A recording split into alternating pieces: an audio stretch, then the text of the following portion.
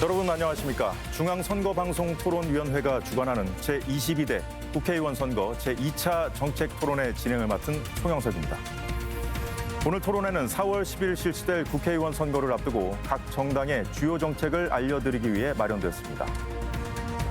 토론회는 KBS, MBC, SBS와 국회 방송을 통해 동시 생중계되고 중앙선거방송토론위원회 유튜브, 네이버 TV 등에서도 실시간으로 보실 수 있습니다. 아울러 청각장애인 여러분을 위해 복지TV에서 토론자별 1대1 수어 통역 방송이 생중계되고 있음을 알려드립니다. 그럼 토론회를 시작하겠습니다.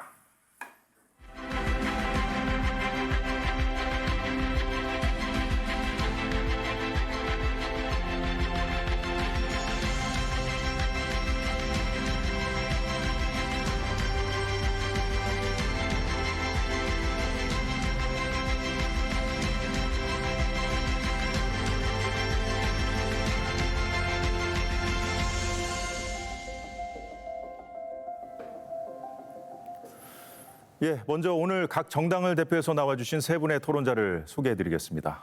더불어민주당의 김성주 정책위 수석부의장입니다. 반갑습니다. 녹색정의당 강은미 국회의원입니다. 네, 반갑습니다. 녹색정의당 강은미입니다. 국민의힘의 홍석철 공약총괄본부장입니다. 안녕하세요. 국민의힘 공약총괄본부장입니다. 공직선거법의 기준에 따라 초청된 정당을 대표해서 세 분이 나와주셨고요. 토론자의 좌석과 발언 순서는 모두 사전 추첨을 통해서 결정됐음을 알려드리겠습니다. 중앙선거방송토론위원회는 국회의원 선거를 앞두고 총 3번의 정책토론회를 개최합니다. 오늘은 그 두 번째 토론회로 사회 분야에 대한 토론을 진행합니다. 총 3개의 주제에 대해 사회자 공통질문에 대한 각 정당의 답변을 듣고 시간 총량제 토론으로 진행하겠습니다. 주어진 발언 시간이 끝나면 마이크가 자동으로 꺼진다는 점 유념해 주시기 바랍니다. 효율적인 진행을 위해서 사회자가 발언할 토론자를 지명할 수 있다는 점도 알려드리겠습니다. 자, 그럼 본격적으로 토론을 시작하겠습니다. 첫 번째 주제는 인구 절벽 시대 저출생 해법은입니다. 먼저 사회자 공통 질문입니다. 2023년 기준 우리나라의 합계 출산율이 0.72명으로 떨어진 것으로 추정되면서 OECD 회원국 중 최저 수준을 기록했습니다. 그 여파로 전국의 초중고 학령 인구는 물론이고 생산 가능 인구도 급속히 줄어서 국가 소멸 위기까지 거론되고 있는 상황입니다. 저출생 문제 해결을 위해 출산과 양육 지원 정책, 일자리와 주거 문제 등 사회 구조적 측면까지 고려한 종합적인 대책 마련이 필요합니다. 인구 절벽 시대에 각 당의 저출생 해법을 들어보겠습니다. 답변 시간은 1분입니다. 더불어민주당 김성주 수석 부의장부터 답변해 주시죠. 민주당의 저출생 대책은 과거 정책에 대한 반성에서 시작합니다. 과거의 저출산 대책은 주로 출산율을 올리기 위해서 수십조, 수백조 원의 돈을 투자했지만 오히려 합계 출산율은 갈수록 떨어졌습니다. 민주당은 근본적으로 출산과 결혼을 기피하는 원인이 무엇일까라고 하는데 주목했고요. 결국은 현실에 대한 기대와 그리고 미래에 대한 희망이 없기 때문에 이런 문제가 생긴 것이다라고 판단했고 직업과 일자리, 소득에 대한 불만족을 해소하는 데 저출생 대책의 목표를 삼고 있습니다. 특히 지역 같은 경쟁과 좁은 문에서 벗어나기 위한 것도 포함하고 있고요. 핵심적으로는 자산, 주거의 불평등을 해소하기 위한 정책에 초점을 맞췄다 말씀드립니다. 잘 들었습니다. 다음 녹색정의당 강은미 의원 답변해 주시죠. 네, 정부나 한국은행 등 모든 곳에서 지적하는 저출생 원인은 불안정한 고용, 영끌해야 살 수 있는 주거, 숨막히는 경쟁사회, 장시간 노동과 독박 육아 등 다 똑같습니다. 그러나 정부 대책은 핵심은 비켜가고 있습니다. 당장은 자녀를 낳고 싶어도 낳지 못하는 사람들을 위해 다음에 3대 정책 시급히 추진해야 합니다. 첫째, 주 4일제를 비롯해 장시간 노동 시간을 해소할 수 있는 방안을 적극 모색해야 합니다. 둘째, 직장 눈치 보지 않고 사용할 수 있도록 출산휴가 연동한 자동 육아휴직제를 법제화하고 중소기업의 대체 인력 지원 체제도 정비해야 합니다. 셋째, 공공임대주택 비중을 20%까지 확충하고 동거가족, 비혼 여성 등 자녀를 갖기 원하는 모든 사람에게 공평한 양육 지원 대책을 제공해야 합니다. 예, 잘 들었습니다. 다음 국민의힘 홍석철 본부장 답변해 주시죠. 결혼과 출산은 무엇을 위해서 하는 걸까요? 결혼하고 아이 키우는 게 행복하지 않다면 선택할 이유가 없을 겁니다. 지금의 저출생 위기는 결혼과 출산이 주는 행복보다 희생이 크기 때문입니다. 국민의힘은 결혼과 출산이 행복한 선택이 될 수 있도록 사회 경제 환경을 획기적으로 바꾸고자 합니다. 요즘 신혼부부는 맞벌이가 기본입니다. 엄마 아빠 모두 아이를 잘 키우면서도 본인의 커리어를 단절 없이 성장시키는 게 매우 중요합니다. 이를 위해서는 적어도 초등학교 졸업까지는 아이돌봄 체계를 촘촘하게 갖출 수 있도록 국가 역량을 쏟아 부어야 합니다. 국민의힘 저출생 공약은 바로 이 부분에 집중해 있습니다. 육아휴직, 유연근무, 아이돌봄 서비스, 늘봄 학교 등 대한민국의 아이돌봄 체계를 끌어올려서 아이와 부모가 함께 성장할 수 있도록 하겠습니다. 예, 각 당의 인구절벽 시대 저출생 해법에 대해 들어봤습니다. 이제 시간 총량제 토론 이어가겠습니다. 각 토론자에게 총 10분의 총량 시간을 드리겠습니다. 발언하실 분은 손을 드시면 발언권을 드리겠습니다. 두 분 이상이 동시에 손을 든 경우엔 남은 시간 등을 고려해서 발언권을 드리도록 하겠습니다. 그럼 더불어민주당 김성주 수석 부의장부터 발언해 주시기 바랍니다. 예, 민주당 저출생 대책의 핵심은 불평등 해소에 있다고 제가 말씀드렸습니다. 구체적으로는 많은 결혼 앞둔 부부들에게 물어보면 왜 결혼을 미루느냐 했을 때 살 집이 없습니다라고 하는 답변이 거의 대부분입니다. 그래서 저희는 주거 지원을 첫 번째 정책으로 하고 있고요. 우리 아임 보듬주택이라는 이름으로 출산한 아이들을 가진 가정에게 최소한 살 집을 마련해 주는 그러한 정책입니다. 주로 공공주택의 보급 정책이 될 것이고요. 두 번째는 자산입니다. 결혼하기 위해서 또 아이를 키우기 위해서 상당히 많은 돈이 듭니다. 그런데 부모가 상당히 여유가 있거나 소득이 높지 않다면 그걸 감당할 수가 없습니다. 그래서 저희들은 결혼과 출산과 양육을 위한 드림 패키지로 1억 원의 자금을 지원하는 것으로 출발하려고 합니다. 출발선에 자산 불평등을 해소하자는 목적입니다. 세 번째는 돌봄입니다. 이 돌봄의 부담은 중산층이나 저소득층이나 똑같이 있습니다. 지금 현재의 아이 돌봄 제도는 주로 저소득층에게만 초점이 맞춰져 있습니다. 저희들은 소득과 무관하게 모든 가정이 아이 돌봄 혜택을 받을 수 있도록 하는 게 저희들의 목적입니다. 이와 같은 주거 자산 돌봄 지원 정책 외에 일가정 양립을 위해서는 여성들의 경력 단절에 대한 두려움을 없애주는 정책이 획기적이 필요합니다. 또한 독방 육아라고 하는 것을 벗어날 수 있도록 이 남성도 아빠도 육아휴직을 의무화하는 이런 정책이 이루어질 때 제대로 된 돌봄 정책이 갈 수 있을 것이라고 생각합니다. 예, 다음 발언하실 분 손 들어주시죠. 예, 홍석철 본부장. 예, 저출생의 원인은 아주 다양하죠. 교육이나 양육이나 이런 비용의 문제도 있고 여성들의 경력 단절과 같은 기회비용의 문제도 있습니다. 그리고 사회 구조적인 문제, 높은 집값이나 사교육 문제도 매우 심각하고 또 사회 문화나 기업 문화가 바뀌고 있는 인식의 문제도 매우 중요합니다. 작년 11월에 문체부에서 저출산 인식조사를 전 국민으로 조사를 한 바가 있습니다. 그때 어떤 이유로 저출생 문제가 있는지, 어떤 정책이 필요한지를 물어봤을 때 가장 많은 분들이 답한 것이 일가정 양립을 제대로 해달라는 것입니다. 사실 우리나라 일가정 양립이 선진국에 비해서는 매우 미흡한 상황입니다. 눈치 보고 그래서 육아휴직 쓰기도 어렵고, 근데 또 이제 기업의 경우도 여러 가지 사정이 있기 때문에 적극적으로 일가정 양립을 하기 어려운 측면이 있는 것이죠. 이 얘기는 1990년대 유럽에서도 비슷한 문제가 있었습니다. 유럽에서도 여성들의 경제 활동이 높아지고 하다 보니까 저출산이 문제가 되었었는데요. 저희 국민의힘의 공약은 한국의 일가정 양립 제도를 제대로 이제 해보자라는 것입니다.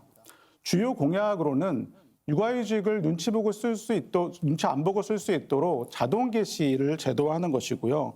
그리고 자녀가 아플 때 부모가 자녀를 돌볼 수 있도록 초등학교 3학년까지는 자녀 돌봄 휴가를 신설하겠다는 것입니다.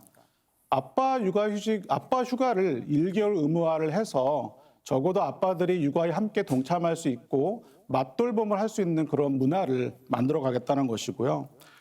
이 일가족 양립에다 가장 큰 문제는 중소기업입니다. 중소기업의 경우에는 대체 인력을 구하는 것이 매우 어렵기 때문에 일가족 양립이 제대로 못하는 부분이 있는데요.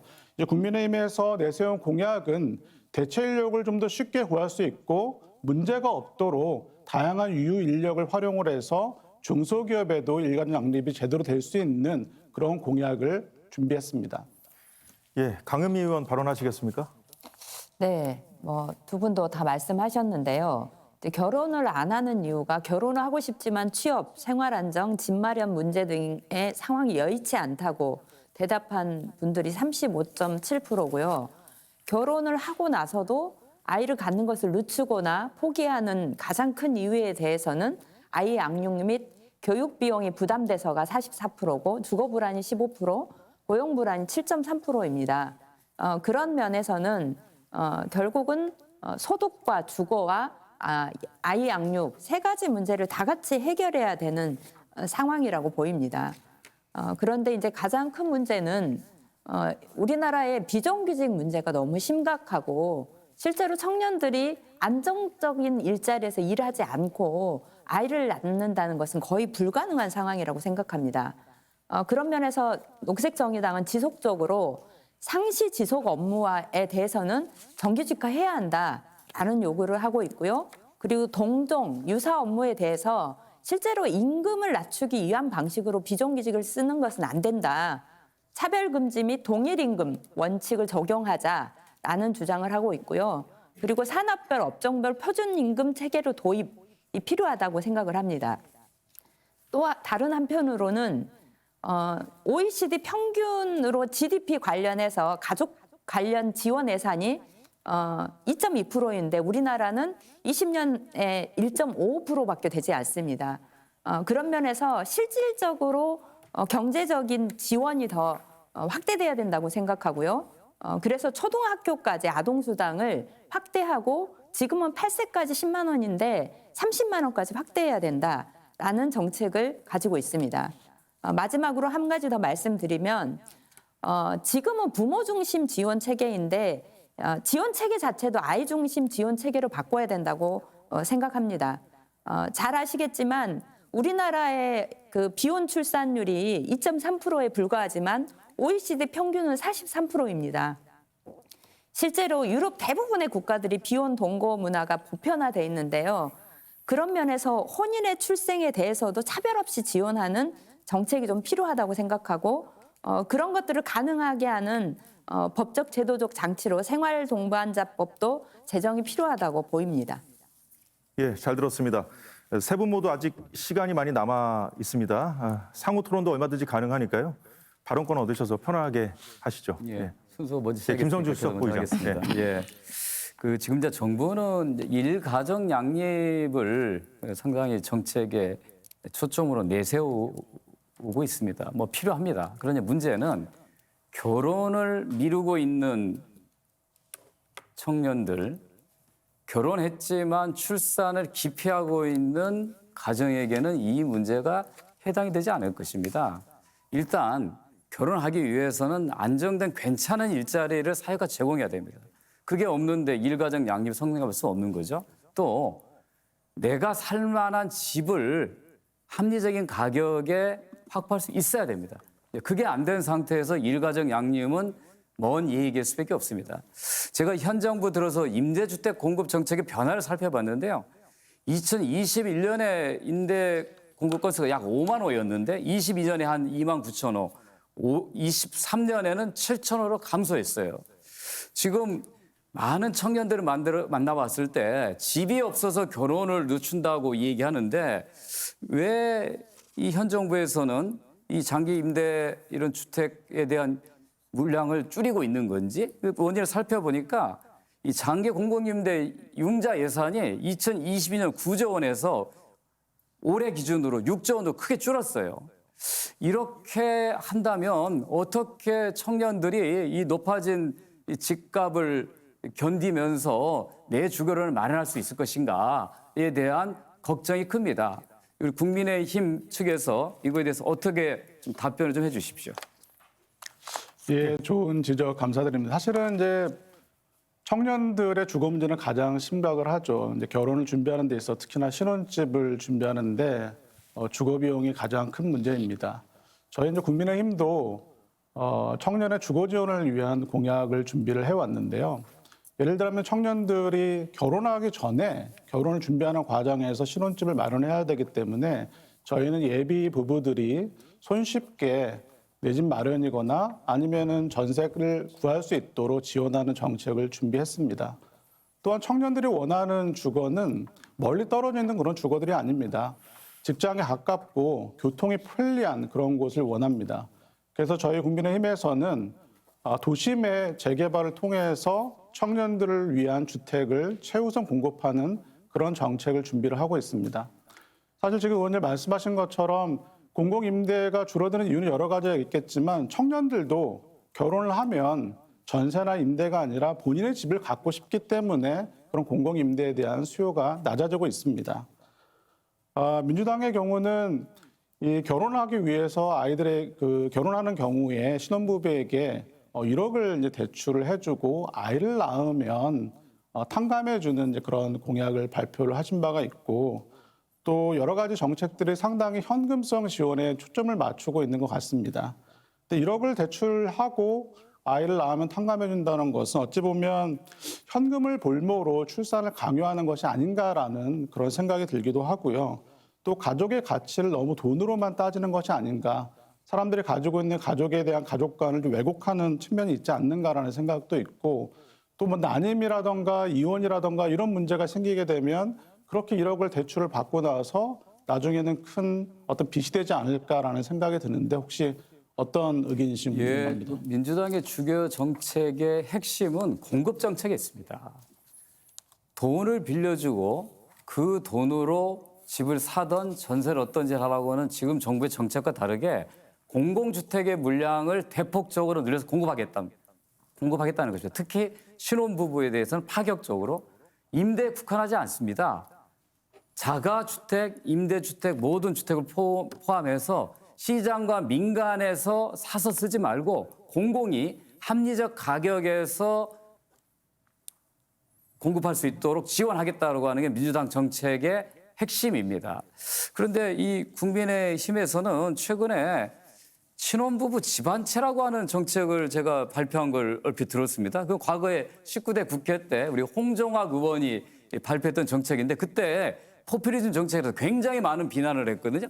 근데 지금 와서 선거를 앞두고 과거에 민주당이 썼던 공약을 갖다 차용하는 이런 것들이 실제로 말씀 들어보면 대출 지원을 좀 늘려준다는 정도인데 어떻게 신혼부부들한테 집안채를 마련해 주겠다고 하는지 한번 국힘에 좀 답변을 좀 듣고 싶습니다.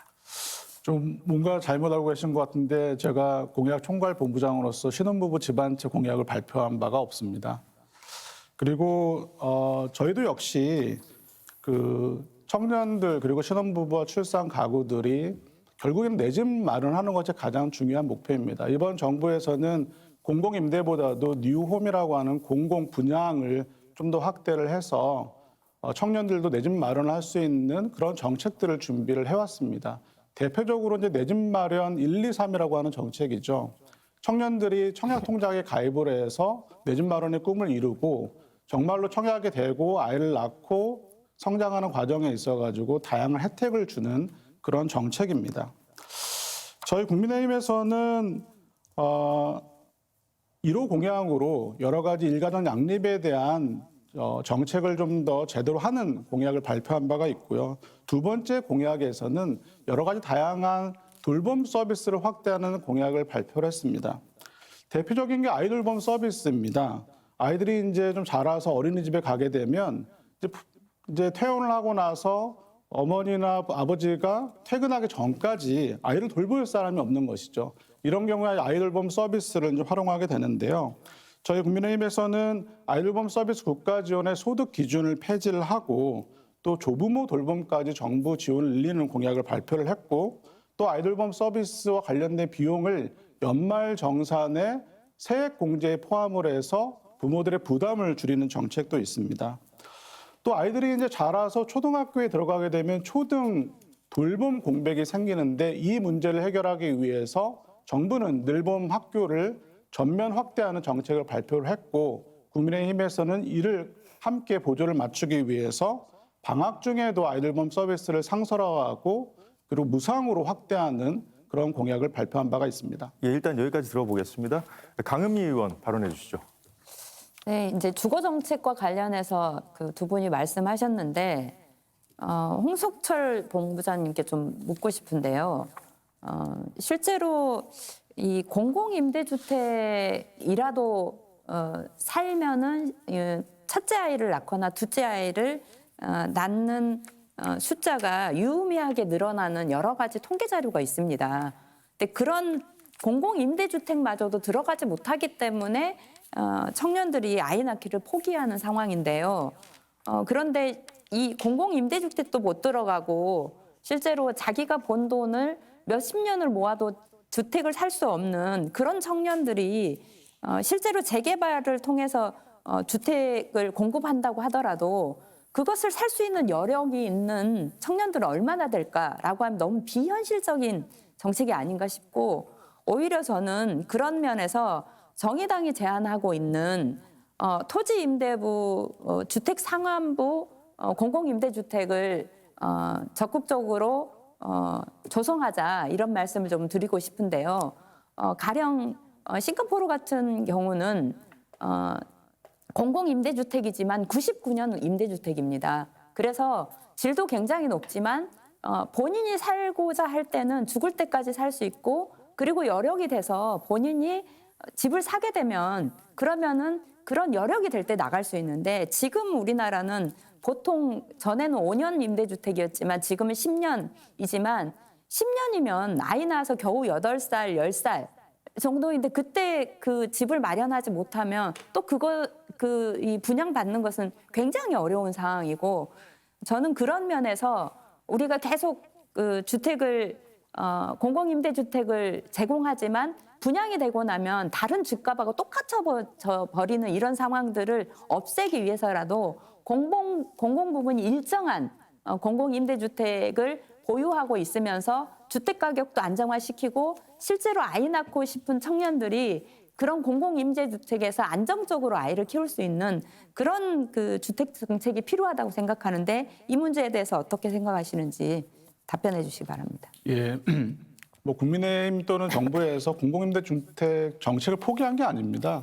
이번 정부에서도 매년 한 10만 호 정도의 공공임대주택을 공급하겠다고 약속을 한 바가 있고 지금도 진행 중으로 알고 있습니다. 그래서 공공임대주택은 적어도 청년들이 공공임대주택을 잘 활용하기 위해서는 도심 내에서 그런 임대주택을 마련해야겠죠. 그런 부분들이 새로 건설하는 게 쉽지 않기 때문에 뭐 매입임대라던가 또는 전세임대와 같은 그런 다양한 방식으로 주로 도심에서 그런 공공임대주택이 활성화되고 있다고 생각을 합니다. 저는 이제 민주당 공약 중에 이제 출산 부부에게 분양전환 공공임대를 제공하겠다 이런 공약을 발표하셨는데요. 이 과거의 분양 임대 공공임대 같은 경우는 이 사업자와 임대인 간의 분쟁으로 인해 가지고 상당한 부작용이 있었습니다. 그래서 지난 정부 때 김현미 전 장관이 있을 때 이 정책을 폐기한 바가 있는데 이걸 청년에게 그런 걸 다시 제공하겠다고 하는 것은 좀 약간 좀 일치감이 떨어지지 않나라는 생각이 드는데 어떻게 생각하시는지요? 예, 저희가 이제 주거 정책 종합에 대해서 아직 민주당이 공약을 전체 발표하지 않았습니다. 이번에 저희가 발표한 것은 이 저출생 대책에 초점을 맞춰서 일부 정책만 발표한 거고요. 아까 말씀드렸다시피 주거는 공급 정책이 따르지 않으면 아무 효과가 없다고 하는 게 지난 몇십 년 동안 우리나라의 현실입니다. 그런데 그거를 민간과 시장에 맡겨서 했을 경우에 가격에 대한 통제 접근이 불가능한 겁니다. 그러니까 저희는 오랫동안 전통적으로 민주당의 정책은 공공주택을 늘리는 거였다. 근데 이제 과거에는 임대주택을 늘리는 정책을 써왔다면 지난 문재인 정부 말기부터는 자가주택, 공공주택을 대폭 물량을 늘리는 형태로 정책을 추구해 왔고요. 뭐 그중에는 약간씩 모델은 다릅니다만 뭐 기본주택, 또 누구나 집, 또 지분 적립형 주택 등 여러 가지 다양한 모델이 있고 그 공급이 충분히 됐을 때 그걸 선택하는 신혼부부 입장에서 자가로 할 것인지 임대로 할 것인지 선택의 폭이 생길 거라 생각하고요. 임대를 자가로 전향하는, 분양 전환하는 것에 대해 생각하는 것은 주거 사다리 정책을 남겨두자는 겁니다. 왜냐하면 그냥 임대로 살기를 원하는 사람도 있을 거고 어느 적정한 시점에 분양 전환을 원할 텐데 그거를 나눠서 공급했을 경우에 선택의 폭이 좁아진다라고 하는 이런 여러 가지 점을 고려해서 발표한 정책의 하나입니다. 예, 세 분 모두 그 잔여 시간 잘 확인하시면서 토론에 임해 주시기 바랍니다. 강은미 의원이 발언권을 요청하셨기 때문에 일단 드리겠습니다. 네. 이제 출산 문제와 관련해서 안정된 일자리도 굉장히 중요하다고 생각을 하는데요. 그런 면에서 노동시장의 이중구조 완화는 현 정부의 정책이기도 하지만 실질적인 정책은 이중구조를 완화하는 정책으로 보이지 않습니다. 대기업과 중소기업의 격차, 정규직과 비정규직의 격차를 좁혀나가는 데 필요한 것은 적어도 지속 가능한 상시 업무에 대해서는 반드시 정규직으로 뽑도록 하고 그리고 비정규직을 점차적으로 줄여나가는 것은 여전히 우리나라가 해결해야 될 중요한 개혁 과제로 보이는데요. 그런 면에서 윤석열 정부의 노동정책은 이 부분과 관련해서 특별한 대책이 없어 보이는데 어떤 대책이 있습니까? 뭐 중소기업과 본부장 답변해 주시죠. 예, 중소기업과 대기업의 격차를 해소하는 게 뭐 다양한 방법이 있겠죠. 근데 이 문제는 꼭 저출생의 문제가 아니라 사회 전반의 경제 구조에 대한 문제이기도 합니다. 우리가 저출생 문제에 좀 초점을 맞춘다고 한다면 저희 공약에서 말씀드렸던 것처럼 중소기업의 어려움을 겪고 있는 일가정 문제를 해결할 수 있다면 그것 자체로도 대기업과 중소기업의 격차를 해소할 수 있는 정책이라고 생각을 합니다. 그러면은 아니 노동 정책과 관련해서 왜냐하면 그 수입이 안정적으로 돼 있지 않으면 실제로 결혼 의향이나 그다음에 아이 낳을 의향 자체가 없는 청년들이 굉장히 많습니다.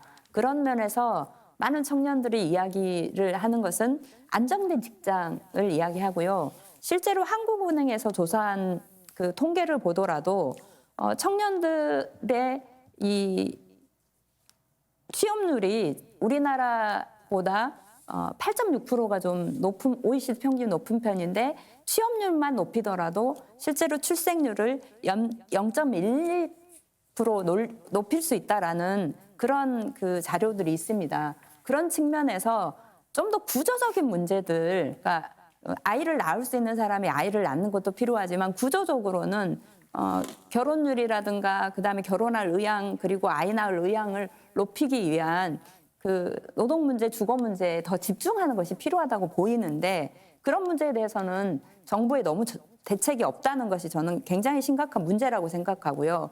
더욱이 아이 키우는 것에 대해서도 물론 기본적으로는 부모가 최소한 아이 키울 수 있는 시간을 가지는 게 필요한데 실제로 69시간 근무를 운운하고 노동 유연성을 이야기하면서 과연 청년들이 내가 이 사회에서 안정적으로 아이를 돌보고 일을 할 수 있겠구나 이런 생각을 할 수 있을지와 관련해서는 이것도 결국은 출생률을 더 떨어뜨리는 방식으로 정책을 추진하고 있지 않나 하는 우려가 있는데 어떻게 보십니까?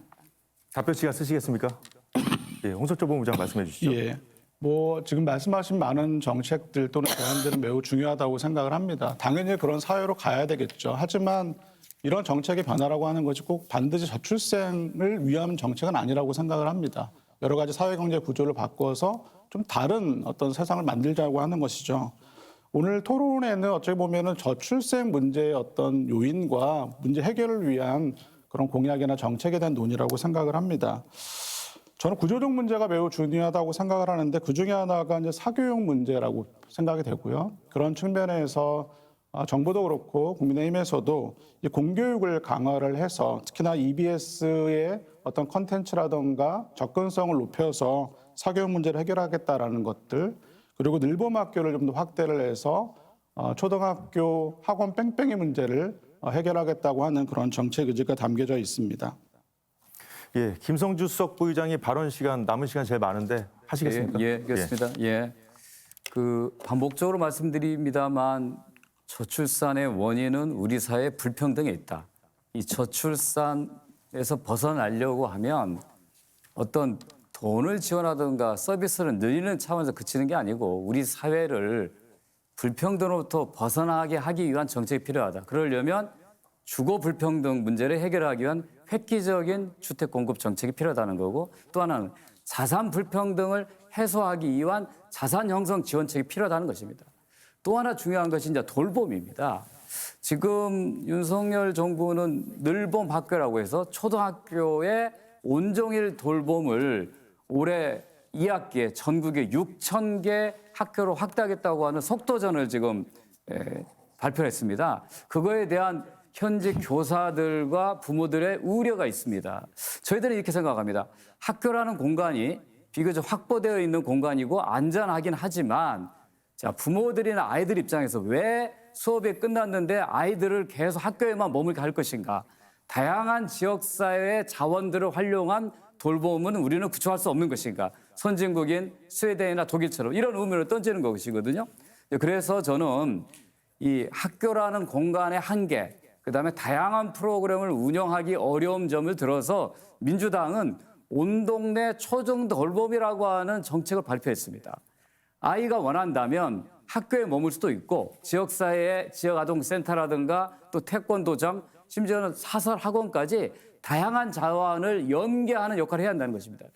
윤석열 정부의 늘봄 학교는 학교라는 공간, 교육청과 학교라고 하는 책임 주체를 두고 있지만, 민주당의 온 동네 초등 돌봄의 경우에는 학교와 지자체가 연계한 모델, 학교라는 공간과 지역사회 다양한 공간들을 연계하는 그러한 그야말로 아프리카 속담에 한 아이를 키우려면 온 동네가 나서야 한다고 하는 것을 적극적으로 실현한 정책인데요. 왜 굳이 윤석열 정부에서는 아이들 학교에만 머물게 하려고 하는 건지, 그 늘봄 학교 외에 다른 정책적인 대안이 없는지 답변해 주십시오. 예, 홍성철 본부장 답변해 주시죠. 예, 최근에 그 부산에 있는 초등학교 입학 예정인 학생들의 학부모들에 대해서 조사를 했습니다. 늘봄학교 참여 희망이 있는가? 75.7%의 부모들이 늘봄학교에 보내겠다고 답을 했습니다. 이 늘봄학교라고 하는 것이 새로운 것이 아닙니다. 지금도 초등학교에는 초등 돌봄 교실이 있고 방과후 교실이 있습니다. 기존의 정책들이 여러 가지 프로그램에 어떤 제한이 있고 대상에 제한이 있다 보니까 대기 시간이 길고 제대로 수요는 높지만 제대로 굴러가지 못하는 그런 문제점이 있었습니다. 늘봄학교는 이런 것들을 통합을 해서 초등학교에 대한 교육 돌봄에 대한 통합 서비스를 제공하겠다는 것이죠. 그러면은 뭐 늘봄학교 안 보내고 그럼 학원에 뺑뺑이 돌리면 그 더 큰 문제가 아니겠습니까? 사실은 이번 정책에서도 학교뿐만 아니라 지역 사회에 있는 여러 가지 기관이라던가 센터도 함께 협력을 해서 늘봄학교를 좀 더 발전시키겠다고 하는 것이 이번 정부의 정책으로 저는 알고 있습니다. 그러니까 예, 강은미 의원에게 발언권 일단 드리겠습니다. 예, 하시죠. 네, 그 양당에서 뭐 자동 육아휴직제도 법제화, 그다음에 그 유급 육아 의무화 뭐 이런 말씀을 이렇게 하셨는데, 정의당도 아빠 육아휴직 3개월 할당, 그리고 자동 육아휴직제 법제화 등의 전국민 육아휴직제도의 공약이 있습니다. 이런 것들이 좀 더 빠르게 진행되지 않고 이렇게 선거 때 닥쳐서 이런 이야기를 하는 것이 좀 안타깝긴 하지만 굳이 총선 이후까지 기다릴 필요는 없다고 생각합니다. 지금 이렇게 합의 가능한 것들은 당장이라도 그 법제화가 가능한 거 아닌가라고 생각하는데, 양당은 어떻게 생각하시는지 의견을 좀 듣고 싶고요.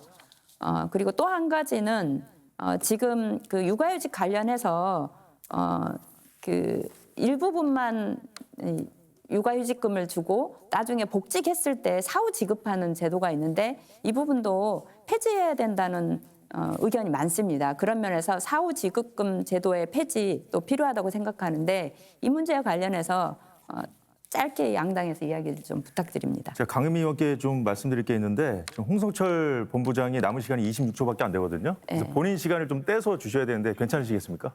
아니 뭐 짧게 하겠다 안 예. 하겠다 이렇게 답변만 주시면 될 것 같은데요. 예, 답변을 일단 홍석철 본부장부터 좀 해주시죠. 예. 뭐 저희 공약을 잘 안 살펴보신 것 같은데 사후적금 폐지 공약을 걸었습니다. 예, 김성주 수석 부의장. 저는 뭐 녹색 정의당이 제안하는 내용에 대해서도 공감하고 있고요. 뭐 우리 여야가 잘 합의한다면 빠른 시일 안에 20일 국회라도 입법 꼭 했으면 좋겠다는 게 민주당의 생각입니다. 예, 김성주 수석 부의장 또 추가 발언하실 거 있습니까? 예. 예. 그 돌봄 문제에 대해서 아까 좀 질문을 좀 했는데요. 우리 사회의 이 저출생 위기는 대한민국 존립의 위기입니다. 이 문제에 있어서 과거와 같은 정책을 단지 양을 좀 늘리거나 확대하는 것 같고는 한계가 있다는 것이 우리가 서로 인정해야 됩니다. 그거는 어느 정당, 어느 정부 똑같습니다. 뭔가 획기적인 정말 이거면 나는 결혼을 미루지 않겠다. 이 정도면 나는 아이를 기꺼이 낳겠습니다. 할 수 있도록 우리 사회가 만들어줘야 됩니다. 이거 하는 과정에서 재원이 들어갈 수 있습니다. 돈을 쓰는 것이 아까워하면서 어떻게 대한민국 소멸의 위기에서 벗어날 수 있습니까? 저희 민주당이 생각하는 저출생 대책은 단순히 더 아이를 많이 낳도록 하는 데만 국한되는 것이 아니라 대한민국을 더 매력적인 사회, 더 살만한 세상으로 만든다는 데 있다고 하는 것을 다시 한번 강조해 드립니다. 예, 강은미 의원 1분 20초 남았는데 추가 발언해 주시죠. 네. 지금의 초저출생의 문제는 정말 국가 비상사태를 선언해야 될 정도의 상황입니다. 그런데도 양당이 집권했을 때 이 문제에 대해서 집중하지 않고 단편적인 정책들만 내오면서 결국은 이걸 막아내지 못했습니다. 실질적으로 2002년부터 노무현 정권 시절부터 저출생 고령화 문제에 대해서 5개년 계획을 세워왔는데 그 계획에서도 중요하게 문제제기 된 것이 거의 해결되지 않고 계속 반복되고 있는 상황입니다. 그런 면에서 양당은 분명하게 책임의식을 느껴야 하고 저는 지금이라도 당을 떠나서 초당적으로 이 국가 비상사태에 대해서 어떻게 문제를 해결할 것인지 구체적인 방안을 마련해야 된다고 생각합니다. 저는 이미 대책은 다 나와 있다고 생각합니다. 그런데 그 대책을 어떻게 해결할 것인지와 관련해서를 마음을 모아내지 못하기 때문에 지속적으로 이 문제가 반복되고 있는 것이고 저는 이것이 5년 안에 해결되지 않으면 정말 다시 돌이킬 수 없다고 생각하는 마음에서 이 초당적으로 이 국가 비상사태에 대해서 적극적인 논의를 요구합니다. 예, 시간을 아주 알뜰하게 잘 쓰셨습니다. 홍석철 본부장 22초 남았고 김성주 수석 부의장 13초 남았는데 쓰시겠습니까? 예, 홍석철 본부장 해주시죠. 국민의힘은 책임 있는 집권 여당입니다. 저희도 이 문제의 심각성에 대해서 누구보다도 잘 알고 있고 그 문제를 파악해 왔습니다. 국민의힘에서는 부총리급 인구부 신설을 공약을 했고요. 특히나 저출산 재원의 안정적인 재원 마련을 위해서 저출생 대응 특별 회계를 통해서 적극적으로 대응해 나갈 생각입니다. 예, 김성주 수석 부의장은 예, 사용 않겠습니다. 예, 알겠습니다. 예, 세 분 모두 주어진 시간을 다 쓰셨습니다. 첫 번째 주제는 이것으로 마무리하도록 하겠습니다. 자, 두 번째 토론 이어가겠습니다. 주제는 고령화 시대의 복지 정책 및 재원 마련 방안입니다. 진행 방식은 첫 번째 주제와 같습니다. 그럼 공통 질문 드리겠습니다. 지난해 기준 65세 이상의 고령 인구는 전체 인구의 19%를 차지하는 973만 명에 달합니다. 내년이면 전체 인구 5명 중 1명이 65세 이상인 초고령 사회로 진입할 전망입니다. 일할 사람은 줄고 부양해야 할 인구는 점점 많아짐에 따라 복지재정 지출 증가와 연금 및 국민건강보험 재정 고갈, 노인 빈곤 등이 심각한 사회 문제로 떠오르고 있습니다. 초고령 사회를 대비해서 각 정당에서는 어떤 복지 정책을 구상하고 있는지 정책 실현을 위한 재원 마련 방안까지 함께 들어보겠습니다. 마찬가지로 답변 시간은 1분입니다. 이번에는 녹색정의당의 강은미 의원부터 답변해 주시죠. 네. 초고령 사회에 대응하기 위해서는 돌봄 복지 국가를 한국 사회 미래 비전으로 삼아야 합니다. 돌봄은 시대적 과제입니다. 태어날 때부터 죽을 때까지 전 생애 공공 돌봄을 통해 국민 누구나 질 높은 돌봄을 안심하고 이용할 수 있도록 돌봄 기본권을 전면 보장해야 합니다. 전 생애 돌봄을 공적 시스템으로 제대로 구축하면 양질의 일자리가 창출되고 저출생 문제도 해소되고 고령화 대응도 가능합니다. 복지를 재정 낭비로 보는 것이 아니라 선순환 경제의 한 축으로 삼고 더욱 적극적인 정책을 펴야 합니다. 여력도 있습니다. 우리나라의 조세 부담률은 OECD 평균보다 적습니다.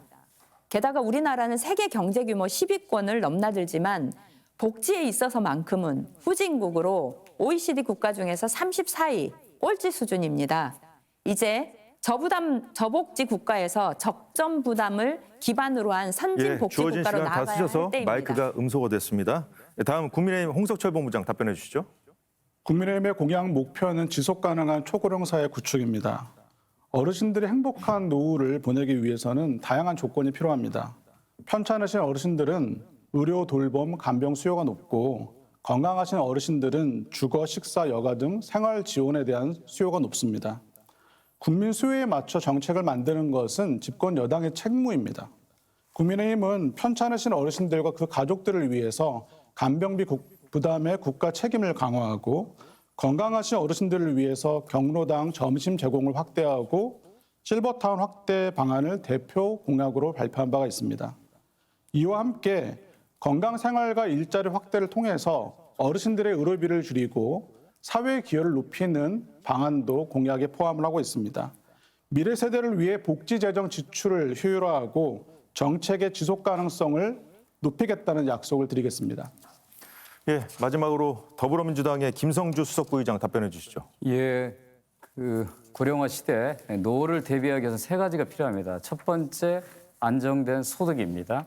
그 소득은 연금 제도가 가장 확실한 방법입니다. 특히 국민연금과 같은 사회보험, 공적 보험을 강화함으로써 실현하겠다는 게 민주당 생각입니다. 또 하나는 이제 건강입니다. 이거는 의료 보장 제도를 통해서 해결해야 됩니다. 특히 고령화가 되면 병원 신세를 많이 지게 됩니다. 이에 따른 엄청난 비용 부담을 어떻게 줄여줄 것인가가 정책의 핵심이 돼야 되고요. 특히 간병 부담을 없애는 것이 민주당의 목표입니다. 그래서 간병비 건강보험 적용을 민주당의 총선공약 제1호로 제시한 겁니다. 또 하나는 이제 사회적 활동입니다. 이거는 노인 일자리의 질과 양을 확대함으로써 해결할 수 있다고 하는 게 민주당의 해법입니다. 예, 고령화 시대의 복지 정책과 재원 마련 방안에 대해 각 당의 의견 들어봤고요. 시간 총량제 토론 이어가겠습니다. 마찬가지로 10분의 총량 시간 드리겠습니다. 녹색정의당 강은미 의원부터 시작해 주시죠. 네, 초고령화 사회에서 가장 우려되는 것은 그러면 세원 마련을 어떻게 할 것이냐라고 보입니다. 그래서 정의당은 사회복지세를 신설해야 된다라는 생각입니다. 실제 OECD 38개 회원국 중에서 GDP 대비해서 사회복지 지출 비중이 평균 21.1%인데 우리나라는 14.8%에 불과합니다. 특히 회원국 중에서 프랑스는 GDP 대비해서 지출 비율이 31.6%에 해당하는데요.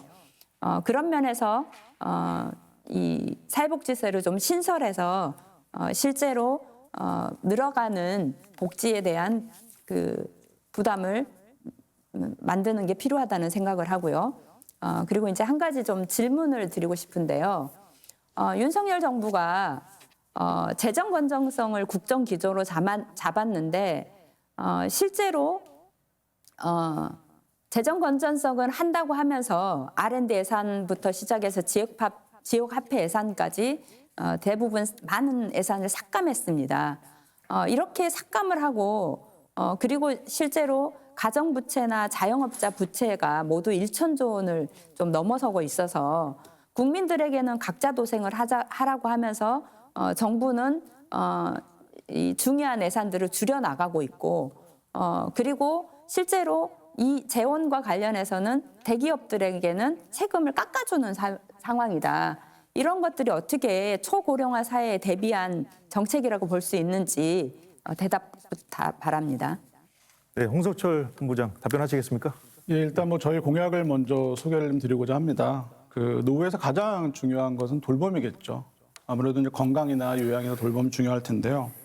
이 편찮으신 어르신들이 가장 큰 문제가 이제 간병비 부담인 간병비 부담은 본인의 문제뿐만 아니라 가족들에도 큰 부담이 되고 있고 정부가 작년 말에 이 건강보험 급여화를 위한 여러 가지 시범 사업과 2027년까지 본 사업을 하겠다라는 정책을 발표한 바가 있습니다. 아마 민주당의 공약과 크게 다르지 않다라고 생각이 드는데요. 저희 국민의힘에서는 이 간병비 급여화가 되기 전까지도 여러 가지 부담이 있을 텐데 이걸 어떻게 할 것이냐. 그래서 내세운 공약이 연말정산 세액공제에 간병비를 포함을 하겠다라는 것입니다. 부담을 낮춰주겠다는 것이죠. 근데 간병비를 급여화하던 아니면 연말정산에서 공제를 하든지 간에 가장 중요한 것은 이 소득이 파악이 돼야 됩니다. 비용 지불이라든지 이런 구조가 파악이 돼야 되기 때문에 선제 조건이 필요합니다. 간병인에 대한 등록이 필요하고 이분들에 대한 자격 관리가 필요합니다. 그래야지 간병비에 대한 부담을 제대로 우리가 줄여갈 수 있고 또 간병의 퀄리티도 높일 수가 있는 것입니다. 한편으로는 간병이라고 하는 게 간병비 부담의 문제뿐만 아니라 최근에는 뭐 간병 학대라든가 여러 가지 사회적인 문제가 있습니다. 이런 문제를 해결하기 위해서는 국민의힘의 공약에서는 요양병원에 CCTV 설치를 의무화해서 이 간병 학대의 문제를 근절하는 것도 포함이 되어 있습니다. 이 편찮으신 어르신의 경우는 이 병원 방문이 매우 어렵습니다. 아무래도 거동이 불편하시다 보니까 멀리 있는 병원 가기 어렵죠. 국민의힘에서는 이분들을 위해서 재택 의료를 좀 더 확대하고 재택 간호를 좀 더 활성화를 해서 편찮으신 어르신들의 그런 건강 관리에 어려움을 줄이겠다라는 공약을 발표하였습니다. 예, 다음 발언권은 김성주 수석 부의장 예, 가져가시겠습니까? 그렇습니다. 예. 네, 하시죠. 예, 제가 노후에 필요한 게 소득, 건강, 사회활동이라고 그랬는데 일단 돌봄도 굉장히 중요한 영역 중에 하나입니다.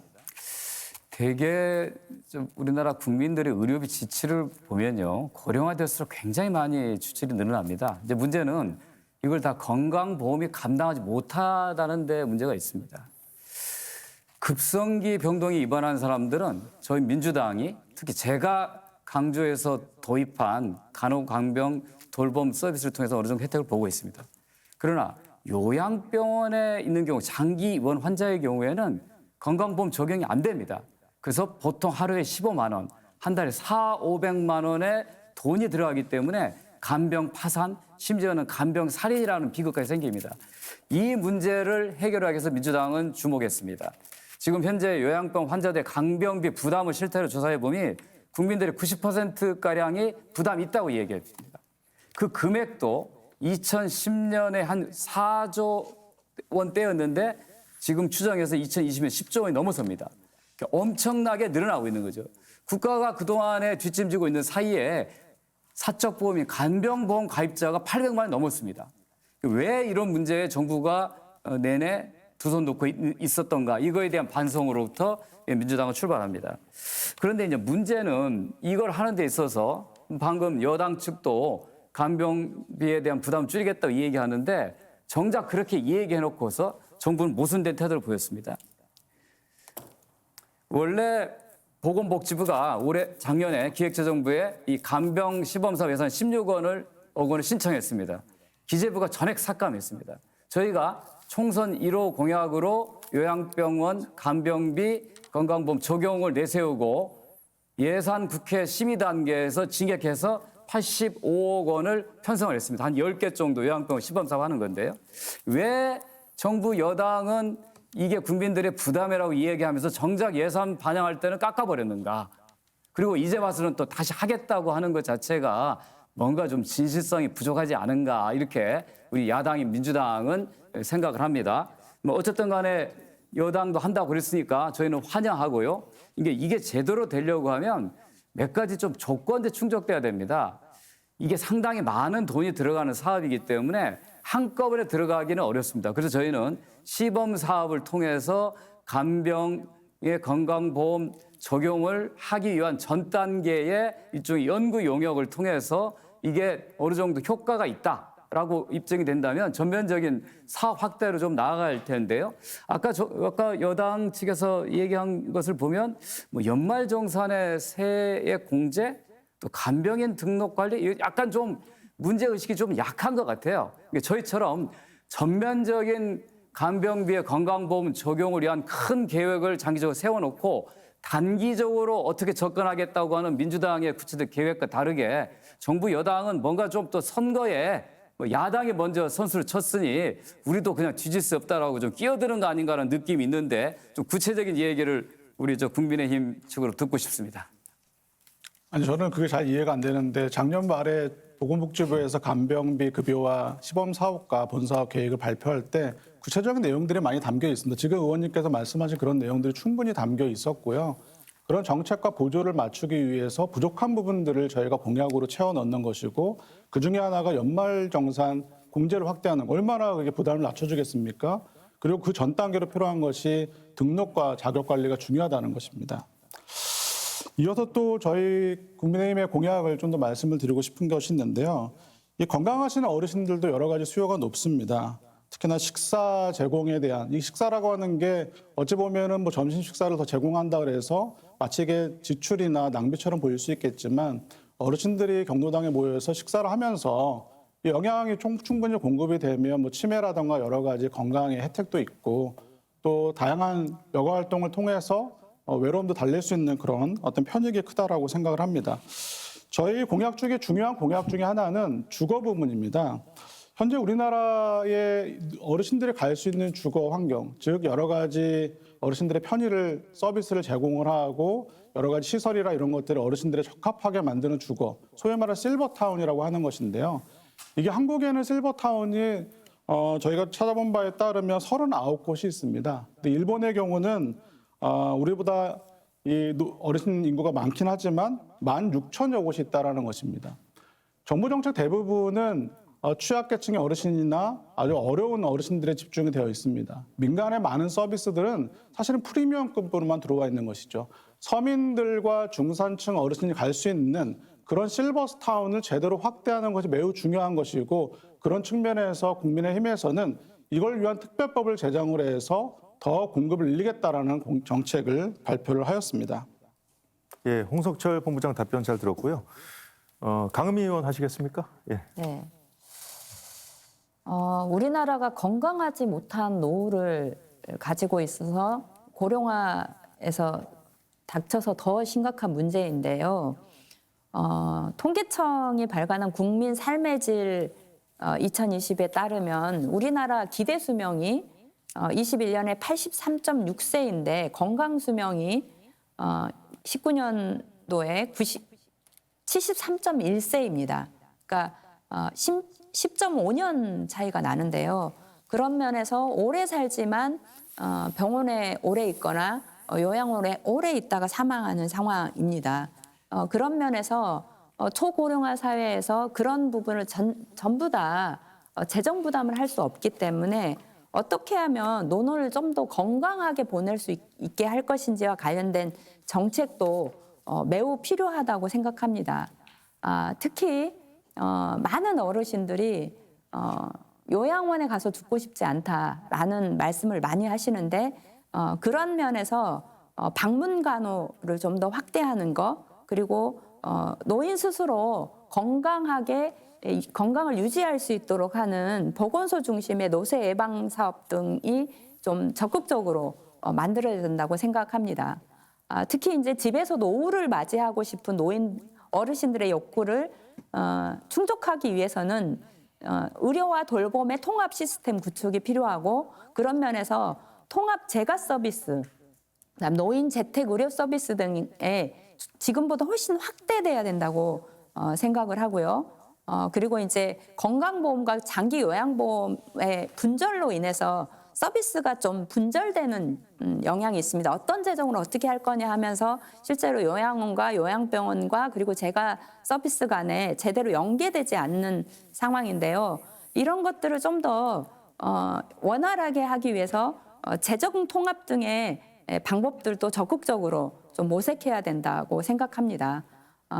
그리고 또 한 가지는 실제로 그러면 요양원과 요양병원의 어르신들이 제대로 돌봄을 받기 위해서는 물론 간병비를 지원해 주는 것도 필요하지만 거기서 일하고 있는 요양보호사들이 적정한 노동이 가능한지를 또 살펴봐야 됩니다. 그런데 중증 환자의 경우 환자당 그 요양원의 그 돌봄 비율이 2.3대 1인데 그것보다 훨씬 낮춰야 그래야 제대로 돌봄이 될 수 있다고 생각합니다. 그런 것들을 좀 제대로 개선하기 위한 정책 필요하다고 보이는데 양당에서는 어떻게 생각하십니까? 예. 예. 어떤 분 먼저 하시겠습니까? 예, 뭐 제가 그냥 짧게 대답하겠습니다. 그러시죠. 우리 뭐 김성주 수석 부의장. 우리 강은미 의원님께서 느끼는 문제 의식과 저희가 실제 현장에서 보는 것도 같습니다. 그동안에 그 요양보호사의 처우 개선과 근무 환경 개선의 노력들은 꾸준히 해왔는데 여전히 현장의 요양보호사들 만나보면 부족하다라고 하는 그런 얘기를 많이 듣습니다. 좀 더 개선이 필요하다고 생각하고요. 뭐 여야가 협력해서 제도나 예산을 통해서 뒷받침할 필요가 있다고 생각합니다. 예, 홍석철 본부장 답변해 주시죠. 예, 저도 뭐 이 의료나 돌봄 요양 같은 것이 통합될 필요가 있다고 생각을 하고 특히나 요양보호사에 대한 처우들 등도 지속적으로 개선되지 않으면 앞으로 초고령 사회를 준비하는 데 상당히 어려움이 있다라고 생각을 합니다. 사실 이렇게 초고령 사회 대응을 하기 위해서는 이제 막대한 재원이 필요하겠죠. 예를 들어서 아까 우리 김성주 의원님께서 말씀해 주셨지만 간병비 같은 경우에 현재 사적 간병비 부담이 한 10조 원 정도 된다고 합니다. 이 10조 원이면은 이걸 만약에 건강보험 급여로 다 커버를 하게 된다면 건강보험 지출이 한 100조 정도 됩니다, 연간. 한 10% 차지하는 큰 이제 비중인 것이죠. 그럼 과연 이것을 우리가 잘 감당할 수 있을까? 전체 의료비 지출에서 어르신들의 비중이 한 20% 가까이 되는데 한 절반 정도를 사용을 하고 있습니다. 초고령 사회가 되면 어르신들이 더 많이 늘어나기 때문에 건강보험 지출이 더 많이 늘어날 테고요. 그래서 저희 국민의힘에서는 이런 부분들을 좀 효율화할 필요가 있다라고 생각을 합니다. 제가 최근 올 초에 조사된 거를 보면요. 이거는 뭐 건강보험뿐만 아니라 전반적인 복지 정책에 대한 것입니다. 20대 청년들에게 물어봤습니다. 복지를 위한 증세가 필요한가? 절대 다수가 80.1%가 반대를 한다는 것입니다. 왜 그러냐면 이분들은 혜택을 많이 못 받는데 앞으로 부담이 많이 늘어나기 때문에 그런 것이죠. 이런 문제를 해결하기 위해서는 여러 가지 지출을 효율화하는 정책이 매우 중요하다고 생각을 합니다. 예를 들어서 국민의힘에서 발표한 공약 중에는 이 어르신들을 위한 사정 건강 관리라던가 노년기의 건강검진에 어르신 특화된 항목들을 넣어서 미리미리 예방하자는 것이고 노년기 통합 상담 수가를 신설해서 결국에는 노인 주치 제도로 가자라고 하는 이걸 통해서 어르신들의 건강 생활을 도모하고 의료비를 줄여가는 그런 지출 효율화 정책이라고 볼 수가 있겠습니다. 예, 다음 발언권 가져가실 분 손 들어주시죠. 예, 예, 김성주 수석 부의장. 그 아까 우리 홍 본부장님의 그 말씀에 대한 의견인데요. 왜 간병 건보 적용이 필요하다라고 얘기하면서 왜 정부는 예산 신청을 반영하지 않았냐 그거를 제가 지적을 했던 거였고요. 결국은 이제 야당의 주장에 의해서 실현됐기 때문에 당연히 정부도 동의해서 잘된 일이라고 생각하고요. 그리고 요새 이제 공약에 대해서는 보면 약간 좀 서로 좀 따라하기, 뭐 베끼기 이런 게 있습니다. 굳이 민주당이 뭐 원조 논쟁을 벌이고 싶은 생각은 없습니다만 예를 들어서 아까 경로당 점심 급식 지원이 있었는데 민주당이 이미 주 5일 하겠다고 발표를 했어요. 근데 그 후에 국민의힘이 주 7일 하겠답니다. 그러니까 일주일 내내 하겠다는 거잖아요. 안에 들여다 보니 당장 시행이 아니고 단계적으로 늘려가겠다는 겁니다.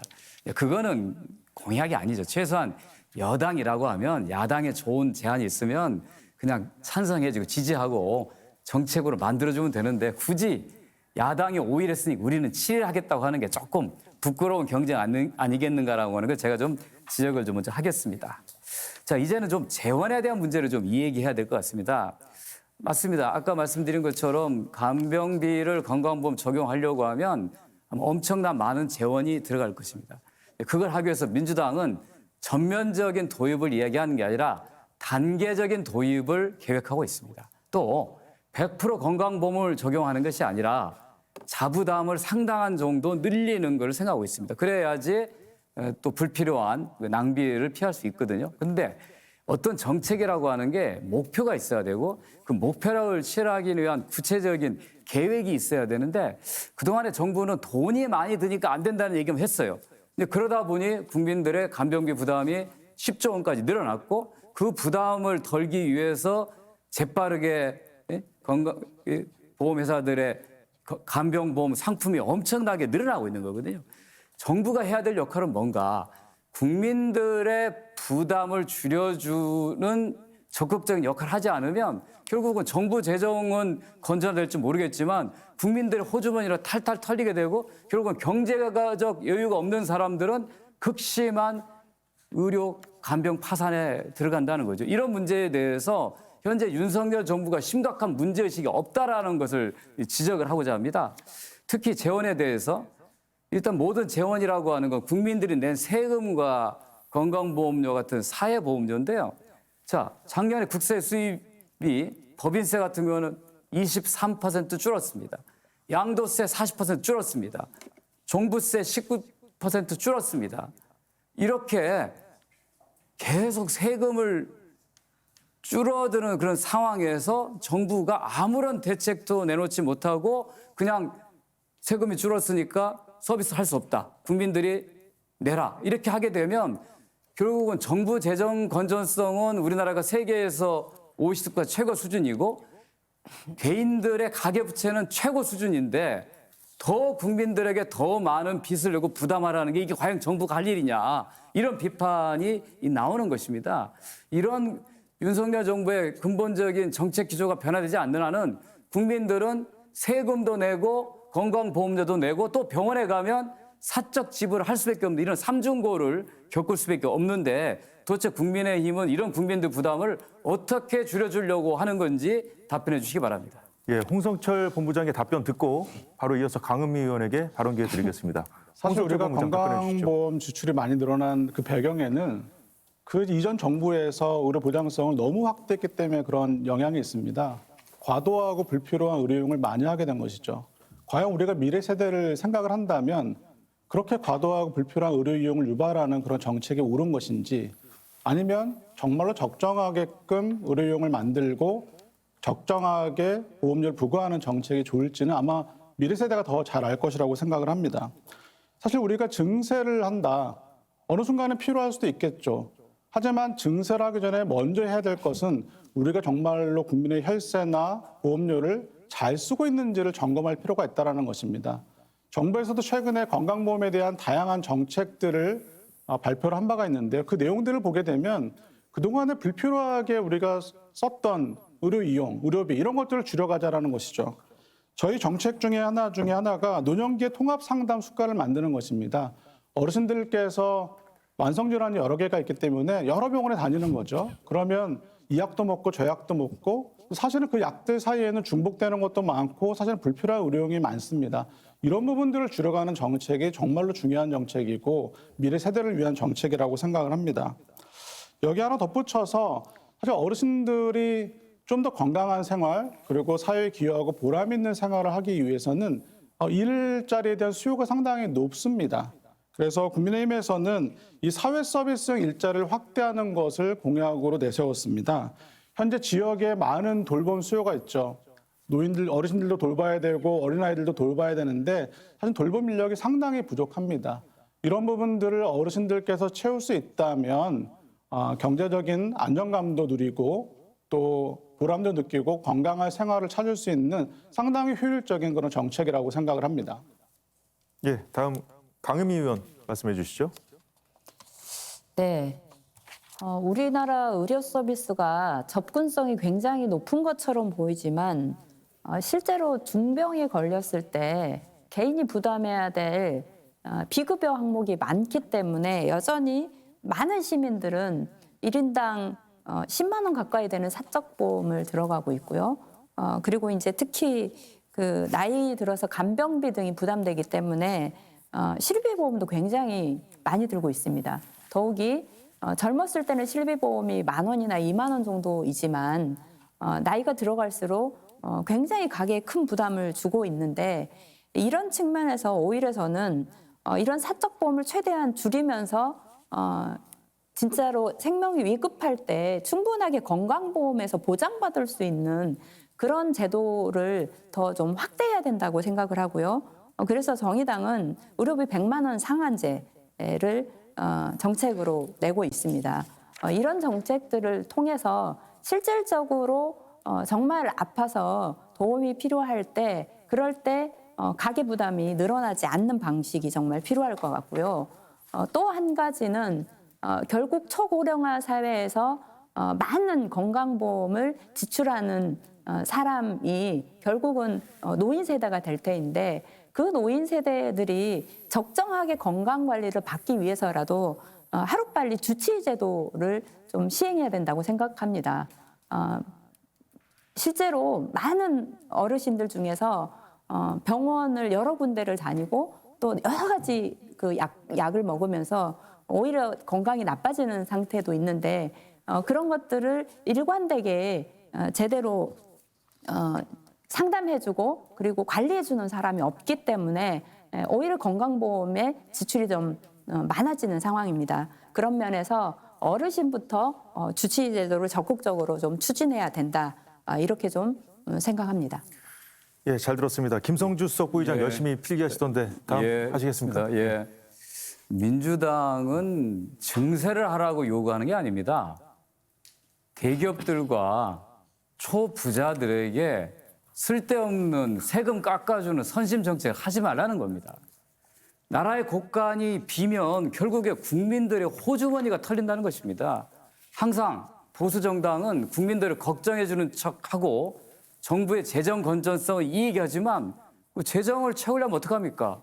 소득이 있고 여유가 있는 사람들이 세금을 더 내서 그걸로 어려운 사람을 돕는 게 조세의 기본 원리 아닙니까? 기본 원리를 망각하고 자꾸 세금을 깎아주기 때문에 세수 결선, 재정 파탄이 이루어진다라고 하는 것을 지적을 하는 것입니다.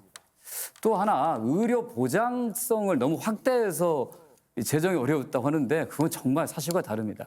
현재 우리나라의 건강보험 보장성 수준은 여전히 60% 초반입니다. 대부분의 선진국들 7, 80%입니다. 결국은 이 보장이 안 되기 때문에 민간 보험들을 많이 들어야 되고 또 그럼에도 불구하고 민간 보험이 커버하지 못하는 비급여가 생기는 거거든요. 쉽게 얘기하면 국민들 입장에서는 왼쪽 주머니에서 국가에 돈을 냈고 오른쪽 주머니에서 민간 보험을 내는데 병원에 갔더니 또 뒷주머니에 털어가는 거예요. 이 삼중 부담을 어떻게 해소할 것인가가 모든 정부의 목표여야 된다라고 하는 것을 이 얘기하는 겁니다. 의료 보장 혜택을 늘리지 않고서 어떻게 국민들의 노후를 보장할 수 있겠느냐. 이걸 얘기하는 것입니다.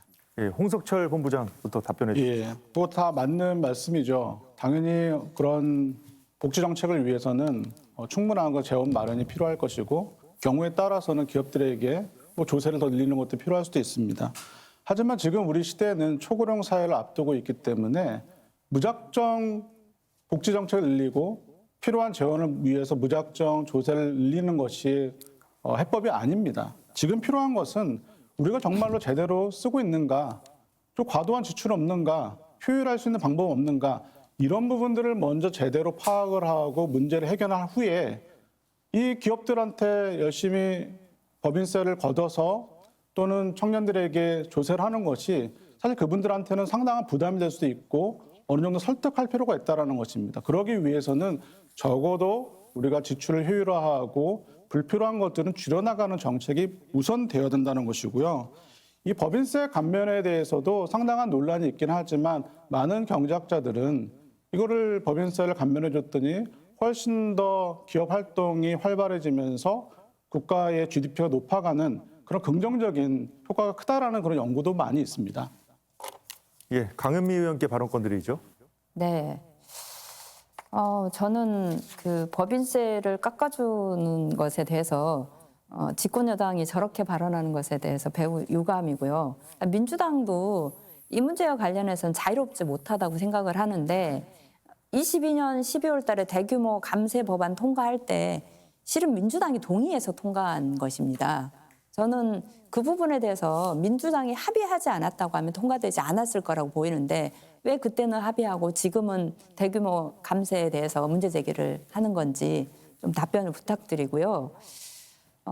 저는 당연히 모든 정부가 국민이 낸 세금을 제대로 쓰고 혹시 잘못 들어간 것은 없는지 살펴봐야 된다고 봅니다. 그 당연한 이야기를 지금 이렇게 하시는 것보다는 그럼에도 불구하고 여전히 재정이 어려운 측면이 있는데 그렇게 어려운 재정에서 대기업은 깎아주고 더욱이 뭐 미래 먹거리라고 할 수 있는 R&D 예산도 줄이고 그리고 결국은 그 피해가 고스란히 서민과 약자들에게 오고 있는데 이 문제에 대해서는 특별한 답변을 하지 않고 이 말씀하시는 거 좀 부적절하다는 생각을 하고요. 실제 미국에서도 경제학계에서 전반적으로 사회복지 확대하고 불평등 해소를 위해서는 증세가 필요하다라고 하는 큰 흐름이 있고 이 문제에 대해서는 실제 많은 경제학자들이 폭넓은 동의가 있는 걸로 확인을 했습니다. 그런데 이런 그 들어가야 될 돈이 분명한데도 불구하고 증세 이야기를 하지 않는 것은 결국은 이것은 빌공약일 뿐이다. 이렇게 좀 보여지는데 어떻게 보십니까? 예, 홍석철 본부장부터 답변해 주시죠. 46초 남았습니다. 예. 그 R&D 예산을 자꾸 말씀하시는데 이게 왜 서민 삶에 직접적으로 영향을 미치는지 오히려 답변을 듣고 싶고요. 이 녹색 정의당의 고령화 정책 중에 하나가 그 노인 100만 원 최저 소득 도입 이 정책이 있더라고요. 제가 계산해 보니까 100만 원에 12개월에 1,000만 명 어르신이라면 120조 원인데 과연 이거 어떻게 마련하실 겁니까? 예, 강은미 의원 답변하시겠습니까? 네. 지금은 실제로 국민연금에 전체적으로 가입한 숫자도 적고 그리고 국민연금을 수급받는 평균액도 낮은 편입니다. 그런데 지금 이미 이제 고정된 일자리에서 일한 그 어르신 세대들이 이제 실제로 많아지면서 국민연금 수급률도 많아지고 그리고 평균 수급 금액도 많아지고 있는 편입니다.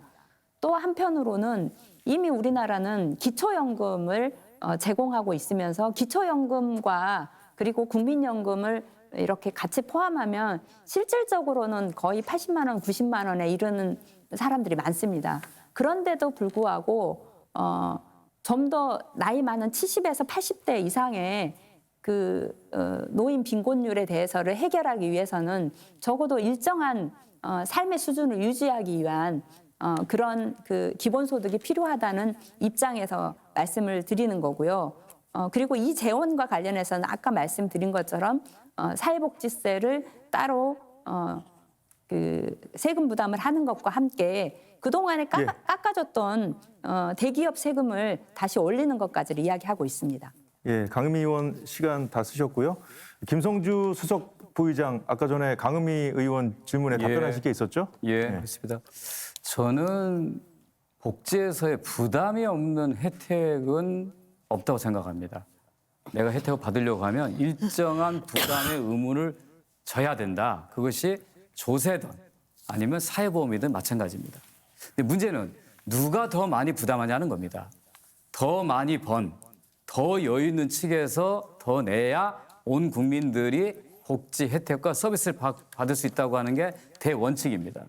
근데 조금 전에서도 그 얘기했다시피 기업들의 법인세를 깎아주면 투자가 늘어나고 그럼 일자리가 늘어나서 다 잘 살게 될 거라고 하는 이 소위 김성주 수석 부의장도 주어진 시간 다 쓰셨고요. 홍석철 본부장 22초 남았는데 네. 마무리 발언해 주시죠. 결국 중요한 것은 초고령 사회에서는 어르신들의 삶의 질을 높이면서도 미래 세대의 부담을 줄여가는 그런 지속 가능한 정책을 만들어가는 게 중요하다고 생각을 합니다. 다른 당에서도 그런 차원에서 말씀해 주셨다고 생각을 하고 저희도 지속 가능한 그런 사회를 구축하기 위한 다양한 정책들을 꾸준히 마련해 가겠습니다. 예, 세 분 모두 주어진 발언 시간 전부 사용하셨습니다. 여러분께서는 지금 중앙선거방송토론위원회가 주관하는 제22대 국회의원 선거 제2차 정책 토론회를 시청하고 계십니다. 마지막 토론 주제는 지역 소멸 대응 및 균형 발전을 위한 정책입니다. 그럼 공통 질문 드리겠습니다. 현재 우리나라는 수도권의 인구의 절반 이상이 몰려 있습니다. 일자리, 교육, 의료, 문화 등 모든 분야에서 수도권 집중 현상이 심각합니다. 이에 반해 비수도권 지역의 인구가 빠르게 감소하면서 전국 시군구 228곳 가운데 절반 이상은 이미 소멸 위험 지역으로 분류됐습니다. 지역 소멸 위기와 수도권 과밀화 해결하기 위한 국토 균형 발전 방안이 절실합니다. 각 당이 어떤 대안을 가지고 있는지 들어보겠습니다. 답변 시간 1분 드리겠습니다. 국민의힘 홍석철 본부장부터 답변해 주시기 바랍니다. 지역의 청년들이 수도권으로 떠나는 이유가 무엇일까요? 가장 중요한 이유는 지역에 양질의 일자리가 없기 때문입니다. 따라서 지역을 살리는 첫걸음은 기업을 유치하고 양질의 일자리를 늘리는 것입니다. 국민의힘은 수도권에서 지역으로 이전하는 중소기업의 상속세 면제라는 파격적인 공약을 발표했습니다. 지역 경제 절박함을 해결하기 위한 과감한 대응이었습니다. 또한 의료, 교통, 문화 등 생활 여건의 불합리한 격차 때문에 매력이 많은 지역들이 활력을 이뤄가고 있습니다. 어디에 살던 충분한 생활 편의를 누릴 수 있도록 정부가 지원하는 것이 이번 총선 공약의 주요 목표입니다. 하지만 지역 격차는 수도권과 비수도권만의 격차를 의미하지 않습니다. 수도권 내에서도 그리고 도심 내에서도 불합리한 격차는 존재합니다. 이런 다양한 격차를 해결하는 것이 진정한 국토 균형 발전입니다. 예, 다음은 더불어민주당 김성주 수석부의장 답변해 주시죠. 예, 수도권 집중 해소 없이 균형 발전은 불가능합니다. 지역 소멸은 인구 감소도 원인이지만 무엇보다도 산업과 경제의 몰락과 취약의 가장 큰 원인입니다. 이를 다시 살리려고 하면 기업들이 지역에서 창업하거나 이전해서 좋은 사업을 통해 성공할 수 있도록 하는 파격적인 정책과 지원이 필요합니다. 또 공공기관의 1차 이전 후에 2차 이전이 현재 지금 멎어 있습니다. 정부도 정책을 발표했지만 현재 머뭇거리고 있습니다. 2차 공공기관 이전을 통해서 새로운 산업들을 지역에 만들 수 있어야 되고요. 세 번째는 무엇보다도 일자리입니다. 왜 서울로 가는가? 일자리가 없기 때문에 서울로 가는 겁니다. 한번 가면 돌아올 수가 없습니다. 이 일자리에 대한 획기적 정책을 만드는 것이 민주당의 균형 발전 정책의 핵심입니다. 예, 끝으로 녹색정의당의 강은미 의원 답변해 주시죠. 네, 국토의 단 11.3%를 차지하고 있는 수도권이 전체 인구의 50.3%를 차지하고 있고 전국 지방자치단체 중 46%가 인구 소멸, 빨간불이 들어온 상황인데요. 지방의 부가 수도권으로 유출되고 있고 지방대 상당수는 정원이 미달되고 있는 상황입니다. 지역과 수도권의 의료 격차 갈수록 벌어지고 있고요. 그리고 수도권 도시로의 극단적인 집중 사회인데요. 이런 문제를 좀 해결하기 위해서 정의당은 부의 유출을 막고 기본권에서 격차 해소를 위한 정책과 함께 농어민도 살만한 지역을 만들려고 합니다. 그래서 대부분의 지역에서 거주하는 농어민 소득, 이 농행 소득보다 턱없이 낮아 농어민 유출이 계속되고 있는데요. 농어민 수당들을 좀 제대로 지급하는 것이 필요하다고 생각을 하고요. 예, 사회자 공통질문에 대한 각 당 의견 들어봤고요. 시간 총량제 토론 이어가겠습니다. 이번에도 마찬가지로 10분의 총량 시간을 드리겠습니다. 국민의힘 홍석철 본부장부터 시작해 주시죠. 예, 지역 소멸 위기의 원인에 대해서는 이제 각 당의 생각도 상당히 저희와 비슷한 것 같습니다. 2022년에 국토연구원에서 청년들이 왜 지역을 떠나서 수도권으로 이주하는가 그 원인을 조사한 바가 있는데요. 그 결과를 보면 일자리 때문에 떠난다고 하는 비중이 한 58%, 또 생활 환경을 찾아서 떠난다는 비중이 23%입니다. 결국에는 일자리가 수도권에 많다 보니까 청년들이 그걸 찾아서 수도권으로 떠나는 것이고 그러다 보니 지역의 인재가 부족하니 그나마 남아있던 기업들도 수도권으로 떠나는 그런 악순환이 계속되고 있습니다. 또 인구가 줄다 보니 지역에는 생활 여건이 상당히 문제가 되는 것이죠. 의료라든가 돌봄이나 교육에 대한 여건이 악화되고 그걸로 인해서 지역과 수도권 간의 삶의 질의 격차도 발생한다라고 생각을 합니다. 이런 격차는 사실 불합리한 격차입니다. 국가 자원이 불균등하게 배분되었기 때문에 그런 것이고요. 여러 가지 구조적 이유도 있습니다. 그러나 격차 해소를 해소하는 것이 매우 중요합니다. 2021년도에 한 리서치 회사에 조사한 바에 따르면 지역 불균형 해소에 가장 필요한 분야가 무엇인가라고 물었을 때 1위가 일자리였습니다. 그리고 2위는 의료, 3위는 교통, 4위는 문화와 여가입니다. 저희 국민의힘에서는 이런 국민들의 수요에 맞춰서 가장 중요하게 생각하는 것이 일자리 확충입니다. 정부는 각 지역의 다양한 첨단 산업을 특화 산업단지를 만드는 기회발전 특구를 발표한 바가 있습니다. 이 안에 규제라든가 세제 문제를 해결하고 많은 기업들을 유치를 해서 지역을 살리겠다는 것이고요.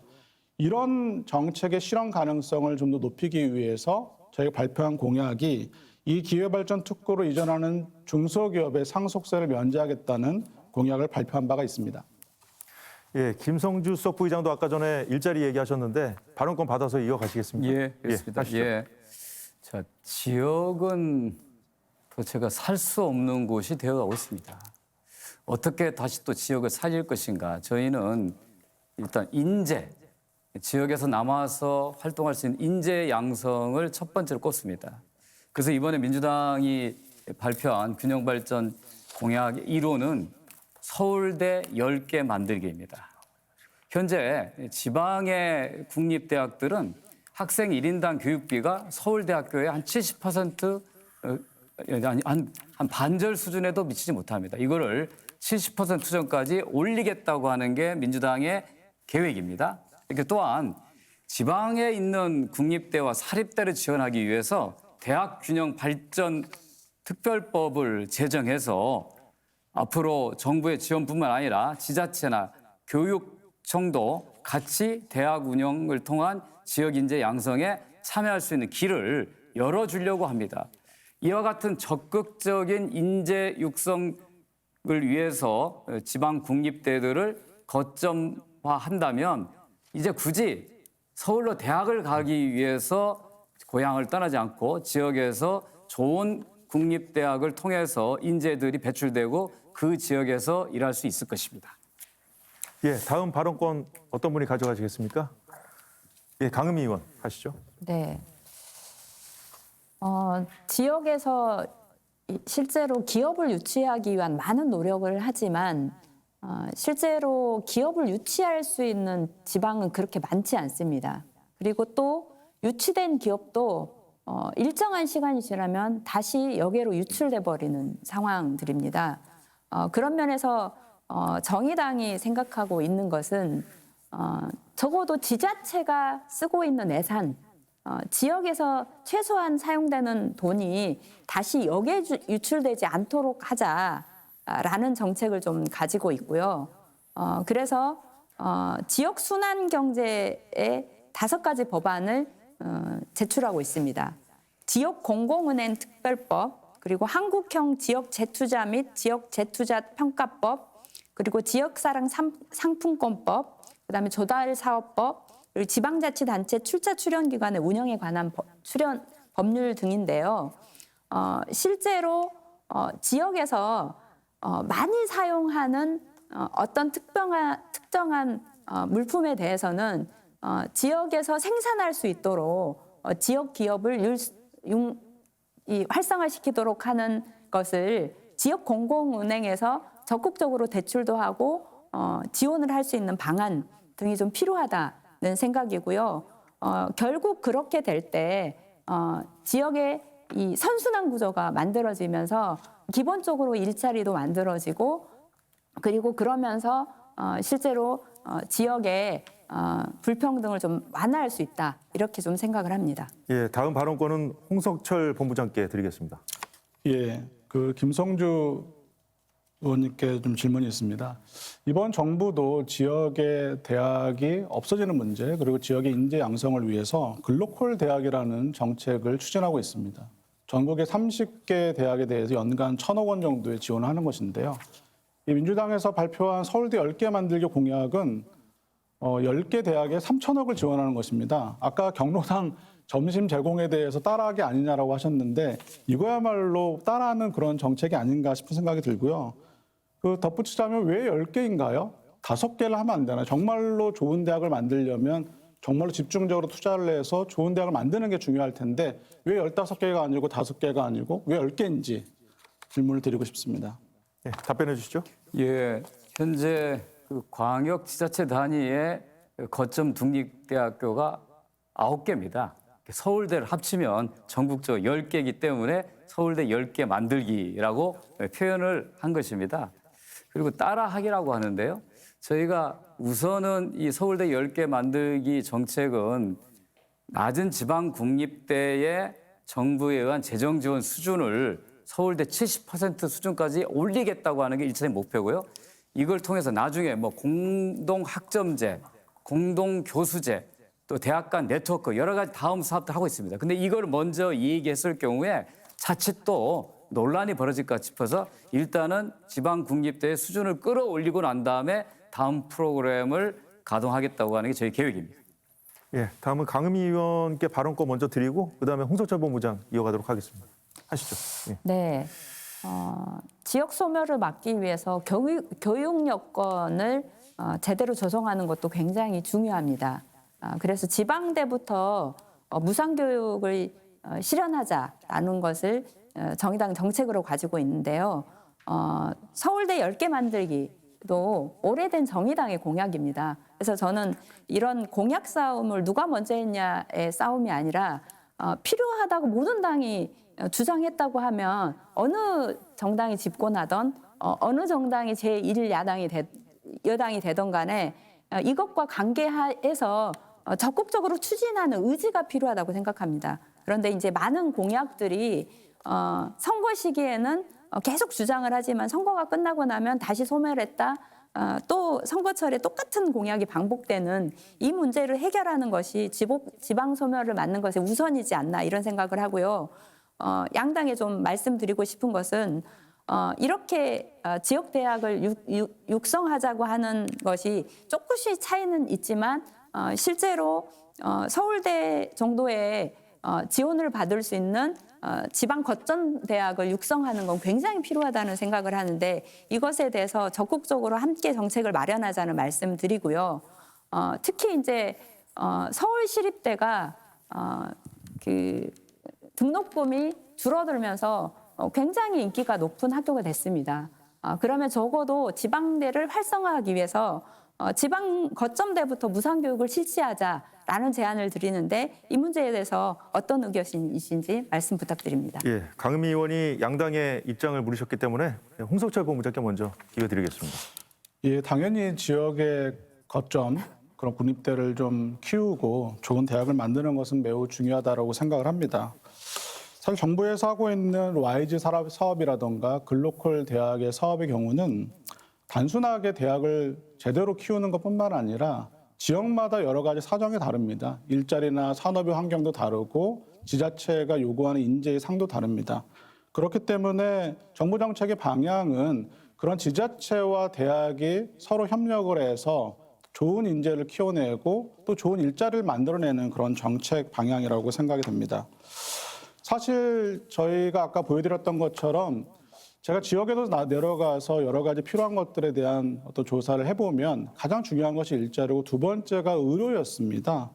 아무래도 지역에는 청년들이 떠나고 있긴 하지만 또 반대로 중년 이상의 어르신들은 많은 부분들이 또 지역으로 내려가고 있습니다.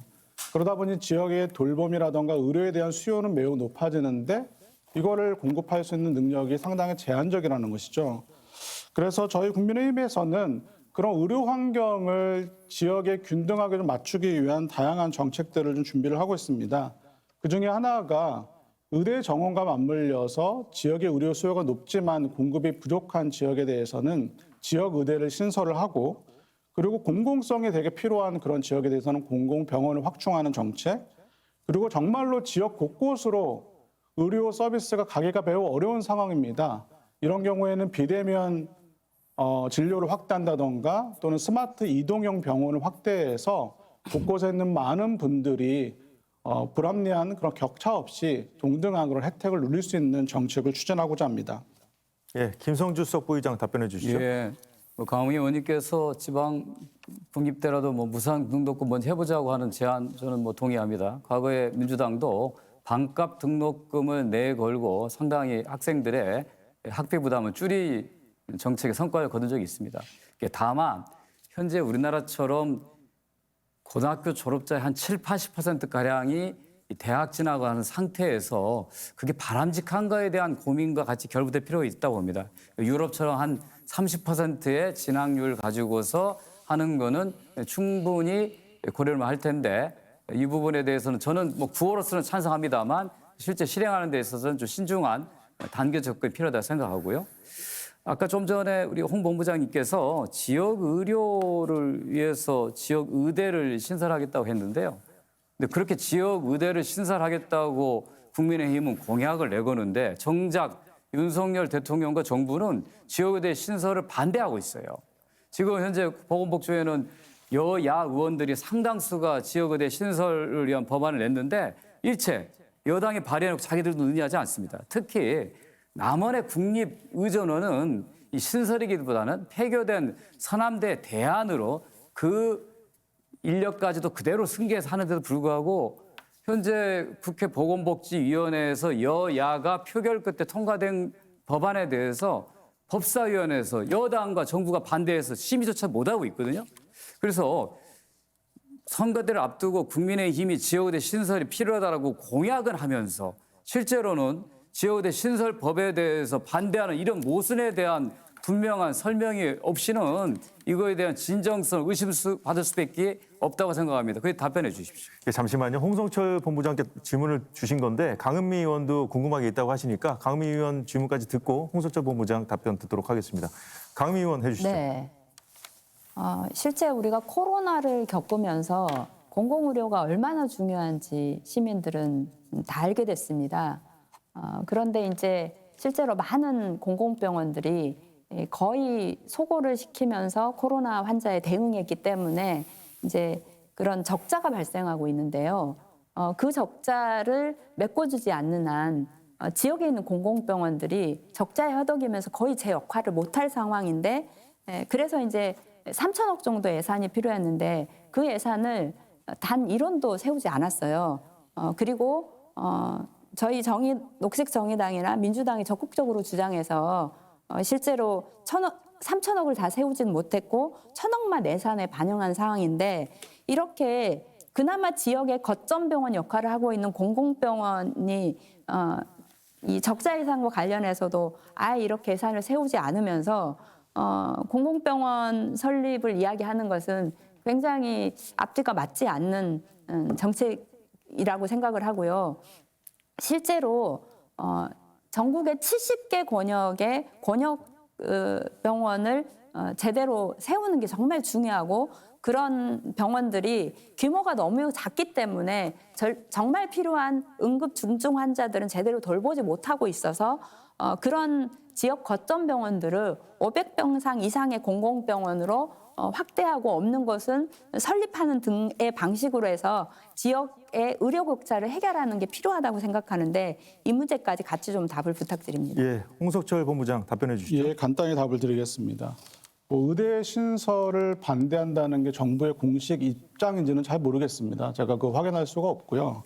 만약에 그런 법안이 국민의힘에서 반대를 했다면 당연히 이번에 공약에 넣었기 때문에 당연히 찬성하는 그런 법안을 추진해야 된다고 생각을 합니다.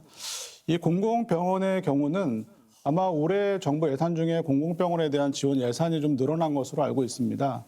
저희 그 공약이 단순하게 지역의 공공병원만을 만드는 것이 아니라 지역의 거점 국립대에 있는 의대를 좀 더 육성을 하고 그런 국립대 의대가 지역에 있는 공공병원 그리고 보건기관과 같이 이 네트워크를 형성을 해서 인력 공급이라던가 여러 가지 의료 서비스나 기술을 높이기 위한 그런 정책도 함께 발표한 바가 있습니다. 예, 김성주 수석 부의장 하실 말씀 있을 것 같은데 해주시죠. 그렇습니다. 예, 지금 현재 의대 정원을 늘리는 문제를 가지고 의사단체와 정부가 이제 극한 대립을 하고 있습니다. 이 속에서 과연 국민들이 불안하고 있는데 빨리 해법을 내서 국민들 의료 서비스 이용하는데 어려움이 없어야 될 거고요. 민주당의 해법은 이렇습니다. 그냥 단순히 숫자만 늘리지 말라. 그 배출된 의사들이 지역과 필수 공공의료에 남을 수 있도록 하라는 겁니다. 그러려면 지역의사제법, 국립의전원 설립법과 같이 가야 되는데 말로는 지역의사 필요하다라고 부족하다고 얘기하면서 정작 법안에는 반대하는 이 모순에 대한 답변하지 않는 한 국민들은 거짓말이라고 믿을 거라고 하는 것이 제가 드리는 지적입니다. 자, 또 하나 있습니다. 자, 균형 발전하려면 서울의 초집중 현상을 해소해야 됩니다. 그런데 국민의힘의 이번 총선 제1호 공약은 김포 서울 편입이었거든요. 저는 대단히 무책임한 주장으로 생각했습니다. 더구나 한동훈 비대위원장은 목련꽃이 필 때 김포는 서울이 된다고 했어요. 홍 본부장님, 여전히 이 주장은 유효합니까? 저는 수도권의 과밀과 저희가 이제 이거를 뭐 메가시티로 얘기하는 거 서울과 경기 리노베이션이라고 이제 표현을 하고 있는데요. 이것이 서울에 인접한 도시가 서울로 편입한다 그래서 수도권 과밀이 더 늘어난다고 생각하지는 않습니다. 그렇게 따지면 예전에 김동연 경기지사께서 공약으로 내세운 게 경기 북도를 만들겠다고 하는 공약이 있었거든요. 그러면은 잘 있는 경기 북도를 좀 더 개발하겠다라는 취지에서 그렇게 공약을 내세웠는데 그것도 역시 수도권 과밀화에 어떤 영향이 있지 않겠는가라고 반문해 볼 수가 있습니다. 이 행정구역이라고 하는 것이 사실은 영원히 정해진 것은 아닙니다. 예를 들어서 서울에 있는 강남구만 하더라도 1962년도에는 경기도 광주군이었습니다. 그러다가 63년도에 서울 대확장을 하면서 지금의 서울의 경계가 만들어진 것이죠. 근데 살다 보니까 서울과 경기의 경제권이라든가 생활권이 상당히 중복되기 시작을 합니다. 그러다 보니 주민들이 불편해지기 시작을 하는 거죠. 제가 최근에 어디 서울 인근에 있는 그 신도시에 가보니까 똑같은 아파트 단지인데 도로 하나를 놓고 여기는 02, 저기는 다른 번호를 쓰고 있습니다. 상당히 여러 가지 다른 이제 문제가 있다는 것이죠. 불편함이. 그런 것들을 해결하기 위해서 행정구역 개편이라고 하는 것은 그런 목적에 필요하다는 것이고요. 경기 북도를 만드는 것은 또 다른 관점에서 봐야 된다고 생각을 합니다. 그 이유는 경기도의 북부 지역 같은 경우는 여러 가지 지리적인 이유로 인해서 그동안 개발에 상당히 어려움이 있었고 또 수도권이라는 것에 같이 편입돼 있다 보니까 충분한 투자나 이런 것들이 안 되고 규제가 많았던 부분이 사실입니다. 이런 경우는 어떤 개발 차원에서 그런 행정구역 개편이 논의가 필요하다는 것이죠. 예, 다음 발언권은 강은미 의원께 먼저 드리겠습니다. 네, 저는 서울시 김포구에 대한 추진은 굉장히 정치적인 목적에서 급하게 제기된 것이라고 생각을 합니다.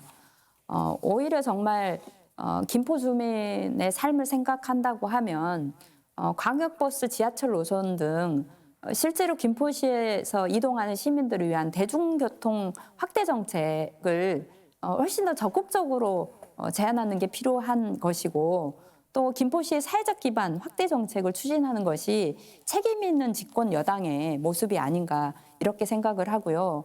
실제로 어느 도시나 도로 하나 사이로 해가지고 실제로 전화번호가 다른 건 어떤 곳이나 있는 것인데 그것을 한 해로 들은 것은 좀 제가 보기에는 굉장히 부적절한 예라고 생각하고요. 아시겠지만 저출생과 관련해서도 인구 밀도가 높을수록 저출생이 굉장히 심각해집니다. 그래서 우리나라 평균 출생이 0.72명인데 실제로 서울은 0.6명에도 미치지 못합니다. 그런 면에서 앞서서 말한 저출생 문제하고 또 고령화 문제는 출생률이 낮아지기 때문에 고령화도 같이 연계돼 있고 그리고 지금 지방 소멸도 세 가지가 같이 연결돼 있는데 한쪽에서는 저출생 문제를 이야기하면서 다른 한편으로는 저출생을 더 극도화시킬 수 있는 방식의 메가시티라든가 그리고 김포를 서울에 편입하다든가 이런 정책이 과연 국민들에게 설득력이 있냐 이렇게 좀 말씀을 드리고 싶고요. 단편적으로 이 하나의 사례가 다른 도시에도 미치는 영향이 더 서울을 집중하게 만드는 그런 저는 시너지 효과가 있을 수밖에 없기 때문에 이 정책은 좀 폐기돼야 된다고 좀 생각을 합니다. 예, 김성주 수석 부의장 발언 듣겠습니다. 예, 저희는 많은 국민들의 요구를 매일매일 접합니다. 그 속에서 정말 불편하고 불만해서 이건 해결돼야겠다고 하는 것도 있지만 개개인의 욕망도 있습니다. 그러니까 정치가 해야 될 역할은 개인의 욕망을 그대로 정책으로 만드는 게 아니라 개인의 불편을 정책으로 해서 모든 사람들에게 혜택을 주는 것이 정치의 역할입니다. 특히 여당의 책임은 큽니다. 저는 이번에 그 여당이 정말 총선용으로 김포 서역 편입론을 제기한 걸 보고서 여당의 모습이 아니다. 오히려 야당은 내줄 수 있지만 여당은 신중해야 되는데 오히려 야당이 신중하고 여당이 내지르는 것 같은 굉장히 무책임해서 후과가 우려된다는 뜻에서 말씀을 드리는 거고요. 불편을 해소하기 위해서라면 김포 시민들이 골드라인이 지옥차라고 하면 전철 연장해주면 되는 거 아닙니까? 그것이 왜 행정구역 편입이 됩니까? 그러니까 부산도 전주도 우리도 서울로 붙여달라고 하는 그러한 비아냥이 나오는 거 아닙니까? 여당은 신중한 정책을 할 필요가 있다. 이렇게 다시 또 말씀을 드립니다. 예, 홍석철 본부장 답변해 주시죠. 저는 오히려 이 이슈가 그러니까 수도권을 편입하겠다고 하는 그런 인접 도시들이 많아지다 보니까 지금 총선 국면에서 여러 당들이 상당히 민감하게 반응을 하고 있다라고 생각을 합니다. 그런 부분들이 오히려 정치적인 접근이 아닌가라는 생각이 들고 욕망을 분명히 이제 걸러내야 되겠지만 많은 주민들이 원하고 있습니다. 그리고 저는 이 수도권의 어떤 재편과 지역 소멸 위기에 대응하는 것은 서로 다른 트랙으로 가져가야 되는 문제라고 생각을 합니다. 정부가 또는 여당이 수도권 재편에 대한 논의가 있다고 해서 지역 소멸을 벌이는 것은 아닙니다. 지역에 많은 일자리를 만들기 위해서 다양한 정책들을 개발하고 있고 지역 주민들의 생활 편의를 위해서 다양한 정책들을 또 만들어내고 있습니다. 예를 들어서 저희가 이번에 내세운 공약 중에 하나는 지역에 있는 산단에 공공형 유보통합시설을 설치 의무화하는 정책을 내놓고 있습니다. 그 이유는 청년들이 지역에 내려가서 일을 하는 경우에 교육이나 돌봄에 대한 수요가 높은데 그런 환경이 없기 때문입니다. 마찬가지로 지역에 있는 많은 첨단 산업 단지들이 이제 많아지고 있는데 그런 인근 택지를 청년들을 위한 주택 공급지로 활용할 예정입니다. 이걸 통해서 주거나 돌봄이나 교통, 의료 이런 생활 여건들이 제대로 갖추어진다면 수도권과 밀리지 않은 그런 혜택을 누릴 수 있다면 저는 이 수도권 과밀의 문제가 꼭 수도권 재편으로 더 확대되는 것이 아니라 지역을 더 살려서 문제를 해결할 수 있다라고 생각을 합니다. 예, 다음 발언하실 분 손 들어주시죠. 예, 강은미 의원 말씀하십시오. 네. 지방 예산을 확보하는 측면에서 한 가지 이 정책을 제안드리면 지금은 여수에 공장이 있어도 본사가 서울이면 법인 사업소득세에 대한 지방소득세가 여수가 아닌 서울로 납부됩니다. 여수에서 돈을 벌어도 서울로 다 가져가는 셈인데요. 지역소득의 유출을 막기 위해서 개인의 사업소득 및 근로소득 그리고 더 나아가서 법인 사업소득세에 대한 지방소득세 납세지를 해당 원천소득 발생지나 발생사업장에 납부로 하는 지방세법 개정이 좀 필요하다고 생각하는데 우리 김성주 의원님 어떻게 생각하십니까? 예, 저도 뭐 적극적인 그 지방 재정 독립 논자로서 우리 강현미 의원님의 생각에 적극적으로 동의하고 앞으로 그런 방향으로 더 노력이 좀 필요합니다. 예, 김성주 수석부의장 더 하실 말씀 있습니까? 예. 다른 주제요? 예. 그 서울의 확장으로 균형 발전 문제를 해결할 수 없습니다. 지금 메가시티 이 얘기를 국민의힘에서 하고 있는데요. 메가시티라고 하는 건 도시의 팽창을 전제로 한 것입니다. 서울의 영역을 넓혀서 경기도를 잡아먹는다? 이러면 결국은 영역 다툼이 되거든요. 시민들이 원하는 것은 내가 경기도민이든 인천 시민이든 서울 시민이든지 간에 서로 간에 자유롭게 오가면서 일하고 놀 수 있는 그런 도시들을 만들어달라는 겁니다. 저는 그래서 메가시티 전략이 필요한 게 아니라 메타시티 전략이 필요합니다. 각자 자기 특성대로 발전하되 연계해서 서로 간에 혜택을 누리는 그게 균형 발전 정책의 핵심이라고 생각합니다. 그런데 국민의힘이 선거를 앞두고 특정 지역에 표를 얻기 위한 그러한 무책임한 공약을 낸 거에 대해서 저는 비판한 거고요. 또 하나가 있습니다. 지역 불균형입니다. 얼마 전에 윤석열 대통령이 부산에 가셔서 엄청난 공약을 쏟아놨어요.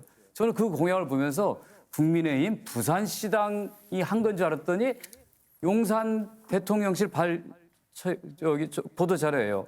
아니 어떻게 특정 지역에 가서 그 지역에 자그마한 현안 사업까지 대통령이 약속하는 게 있느냐. 이거야말로 위법 시비가 있는 선거 캠페인을 대통령이 직접 나서서 하는 거예요. 그런데 부산에 가서 적극적 하는 데 비해서 부산은 산업은행을 이전해야 한다라고 여러 번 이야기한 비해서 똑같은 지역인 전북은 대통령 스스로 이 국민연금을 중심으로 한 금융중심제를 지정하겠다고 하는 공약을 해놓고 나서 그게 공약이 아니다고 여전히 부정하고 있습니다. 단 한 번도 당선 후에 와서 언급한 적이 없어요.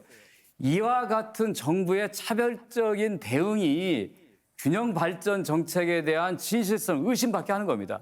아니, 대한민국 어디나 똑같이 누리고 잘 살게 하자는 것이 균형 발전의 철학인데 표에 도움이 된다면 어느 지역에는 특정한 혜택을 주고 어느 지역에 가서는 선심성 발언하고 자신들을 지지하지 않는다고 생각하는 지역은 아예 방문도 안 하는, 방문해봐야 아무런 약속도 하지 않는 이런 정치적인 행태에서 벗어나지 않으면 결국은 모두의 정부가 아니라 특정 정당, 특정 정파, 특정 계층을 위한 정부가 될 수밖에 없다라고 하는 생각에 그에 대한 우리 국민의힘의 답변을 좀 듣고 싶습니다.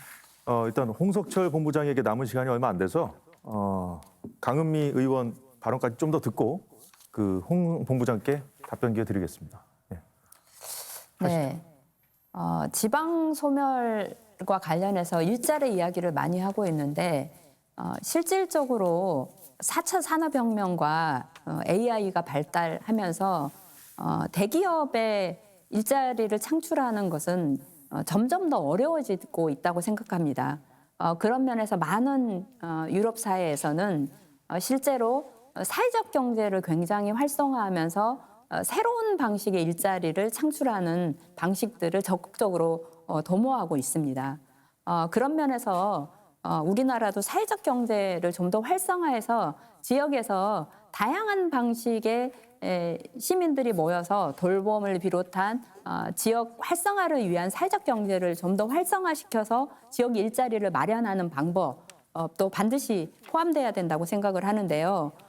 실제로 사회적 경제 기본법을 그래서 녹색정의당이나 민주당은 대표 발의를 해놓은 상황인데 국민의힘이 반대해서 실제적으로 논의도 제대로 안 되고 있는 상황인데 이런 그 사회적 경제를 활성화하지 않고 대기업이나 기업 유치만으로 지역을 제대로 소멸하는 걸 막을 수 있는지에 대해서 답변을 좀 부탁드리고요.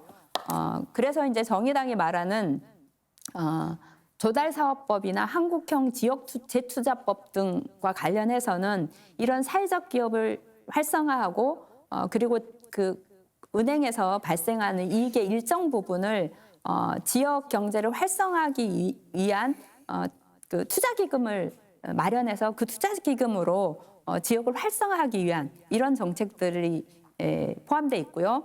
조달사업법의 개정안도 지역 생산물을 공공조달 책무를 신설해서 지역에 있는 기업들이 활성화되도록 하자는 법이고요. 지방자치단체 출자 출연기관 운영에 관한 법률도 재생에너지 발전이나 사회서비스 정리해 제공 주시죠. 그리고 로컬 푸드의 생산 소비 순환과 관련해서도 좀 더 지역 경제를 활성화하기 위한 이런 개정안들을 제출하고 있습니다. 예, 홍석철 본부장 답변 듣겠습니다. 예, 토론회 초기에 김성주 의원님께서 과거 말씀하시면서 이 토론회에서는 정치적인 공격을 하지 말자고 하시더니 갑자기 마지막에 이렇게 공격을 하시는 것 같습니다. 저는 대통령의 그런 행보가 어떤 정치적인 의도가 있다고 생각하지는 않습니다. 아마 역대 대통령 중에 총선 전후로 그런 행보를 보게 되면 똑같은 문제가 분명히 있을 겁니다. 사실 최근에 그 대통령께서 여기 지역에 다니면서 여러 가지 정책을 발표한 것이 특정 지역에 대한 정책들이 아닌 경우가 많습니다. 어제 발표됐던 개발 제한구역을 좀 규제를 완화해서 제대로 된 어떤 국토 균형 발전을 이루자고 하는 정책이 왜 울산만의 문제겠습니까? 전 지역의 문제라고 생각을 하고요. 사회적 경제의 경우는 제대로 된 그런 사회적 경제를 키우자라는 것입니다. 이번 정부에서도 그걸 위해서 수많은 스타트업들에 대한 투자도 많이 했고 좋은 사회적 경제에 대한 투자를 하고 있습니다. 예, 홍석철 본부장 발언 시간 다 쓰셨고요. 김성주 수석 부의장 53초 남았는데 마무리 예. 발언해 주시죠. 예, 왜 서울로 갑니까? 일자리를 찾아서 소득 기회를 찾아서 또 문화 혜택을 누리기 위해서 갑니다.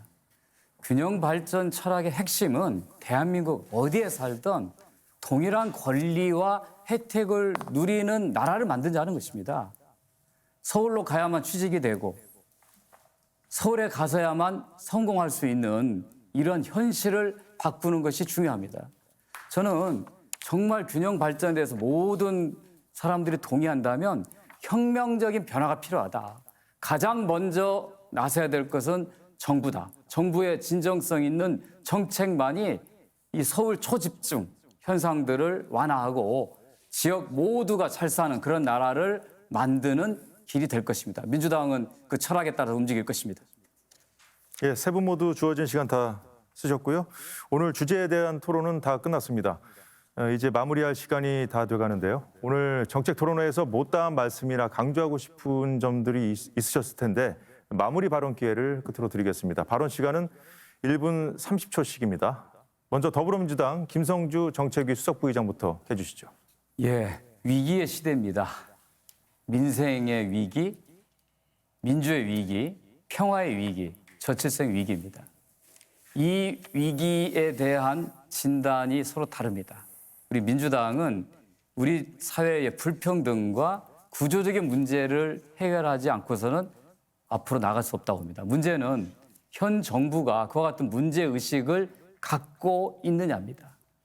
이 위기에서 벗어나기 위해서는 각 당의 진정성 있는 정책을 놓고 이번 총선에서 국민들의 판단과 선택이 필요합니다. 민주당은 지금 이대로 2년을 앞으로 3년 계속하기를 원한다면 여당을 선택하십시오. 지금 이 상태가 바뀌기를 원한다면 야당인 민주당을 선택해 주실 것을 국민들한테 호소합니다. 위기를 벗어나는 길, 국민들의 선택에 달려 있습니다. 특히 요새 쟁점이 되고 있는 의대 정원 문제에 있어서는 단순히 숫자를 늘리는 데 그치기 아니라 정말 지역과 필수 의료 영역에 남도록 해야 된다고 하는 민주당의 해법이 최선입니다. 왜 지금까지 정부 여당이 이에 대해서 응답하지 않는지 이해할 수 없습니다. 지금이라도 빨리 여야가 머리를 맞대고 협상을 통해서 국민들이 원하는 것을 실현해 줄 것을 간곡하게 요청합니다. 예, 녹색정의당의 강은미 국회의원 말씀하시죠. 네, 저출생, 고령화, 지역 소멸 어떤 문제든 쉬운 문제가 없습니다. 그런데 가장 큰 문제는 이 심각한 문제에 대해서 각 당이 당리당략만 있고 나온 해법들을 제대로 해결하지 않는다는 것입니다.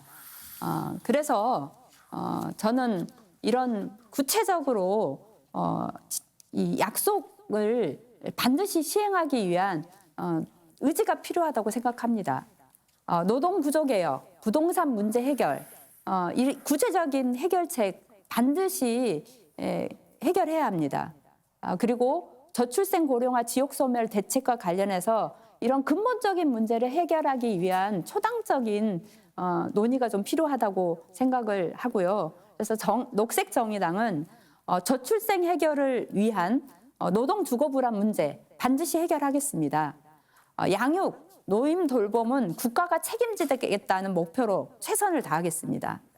사람과 돈이 수도권으로 빨려가는 걸 막고 지역 어디서든 아픈 게 두렵지 않도록 공공의료를 복원하겠습니다. 지역 어디든 사회 문화적 인프라 격차를 느끼지 않도록 인프라 구축에 만전을 기하겠습니다. 정의당이 이 세 가지 문제를 적극적으로 해결하기 위해서 최선을 다하겠습니다. 예, 국민의힘의 홍석철 공약총괄본부장 말씀하시죠. 예, 지금의 저출생 문제, 인구 고령화, 그리고 지역 소멸로 대표되는 우리나라의 인구 위기는 국가 미래를 좌우할 매우 중차대한 문제입니다. 문제가 단순하지 않기 때문에 해법 또한 매우 다양할 수가 있습니다. 하지만 지금과 같은 시급한 상황에서는 우리가 가지고 있는 모든 해법을 다 추진하기는 매우 어렵고 비효율적입니다. 그럴수록 충분한 자원이 있는 것도 아닙니다. 인구 위기의 원인을 과학적으로 파악하고 핵심 문제를 해결하는 전략이 무엇보다도 중요합니다. 국민의힘의 인구 위기 극복 전략은 선택과 집중입니다. 가장 효과적인 정책을 발굴하고 지속 가능한 방식으로 풀어내고자 합니다. 저희가 말씀드렸던 다양한 격차, 돌봄에서의 대기업과 중소기업의 격차, 그리고 지역 간의 격차, 수도권 내에서의 격차, 이런 격차를 해소해서 아이와 부모와 어르신 그리고 지역 주민들 모두 행복한 그런 사회를 만드는 것을 목표로 하고 있습니다. 그런데 인구 위기가 여야가 따로 있지 않습니다. 이번 총선에서 정책 경쟁을 하더라도 총선 이후에는 인구 위기 극복을 위해서 함께 지혜를 모아주시길 간곡히 부탁드립니다. 감사합니다. 예, 이렇게 해서 세 분의 마무리 발언까지 모두 들었습니다. 사회 분야를 주제로 한 오늘 정책 토론회 어떻게 보셨습니까? 오늘 토론한 내용은 우리나라 구성원 모두가 머리를 맞대고 풀어나가야 할 과제인 만큼 정치권에서도 지속적인 관심과 대책 마련에 힘써 주시길 부탁드리겠습니다. 오늘 열띤 토론을 벌여주신 세 분 수고 많으셨고요. 함께해 주신 시청자 여러분께도 감사드립니다. 오는 4월 10일 제22대 국회의원 선거를 앞두고 중앙선거방송토론위원회가 주관하는 마지막 정책 토론회는 경제 분야로 다음 달 11일 월요일 오전 10시부터 생방송될 예정입니다. 시청자 여러분의 많은 관심과 시청 부탁드리면서 오늘 토론 여기서 모두 마치겠습니다. 고맙습니다.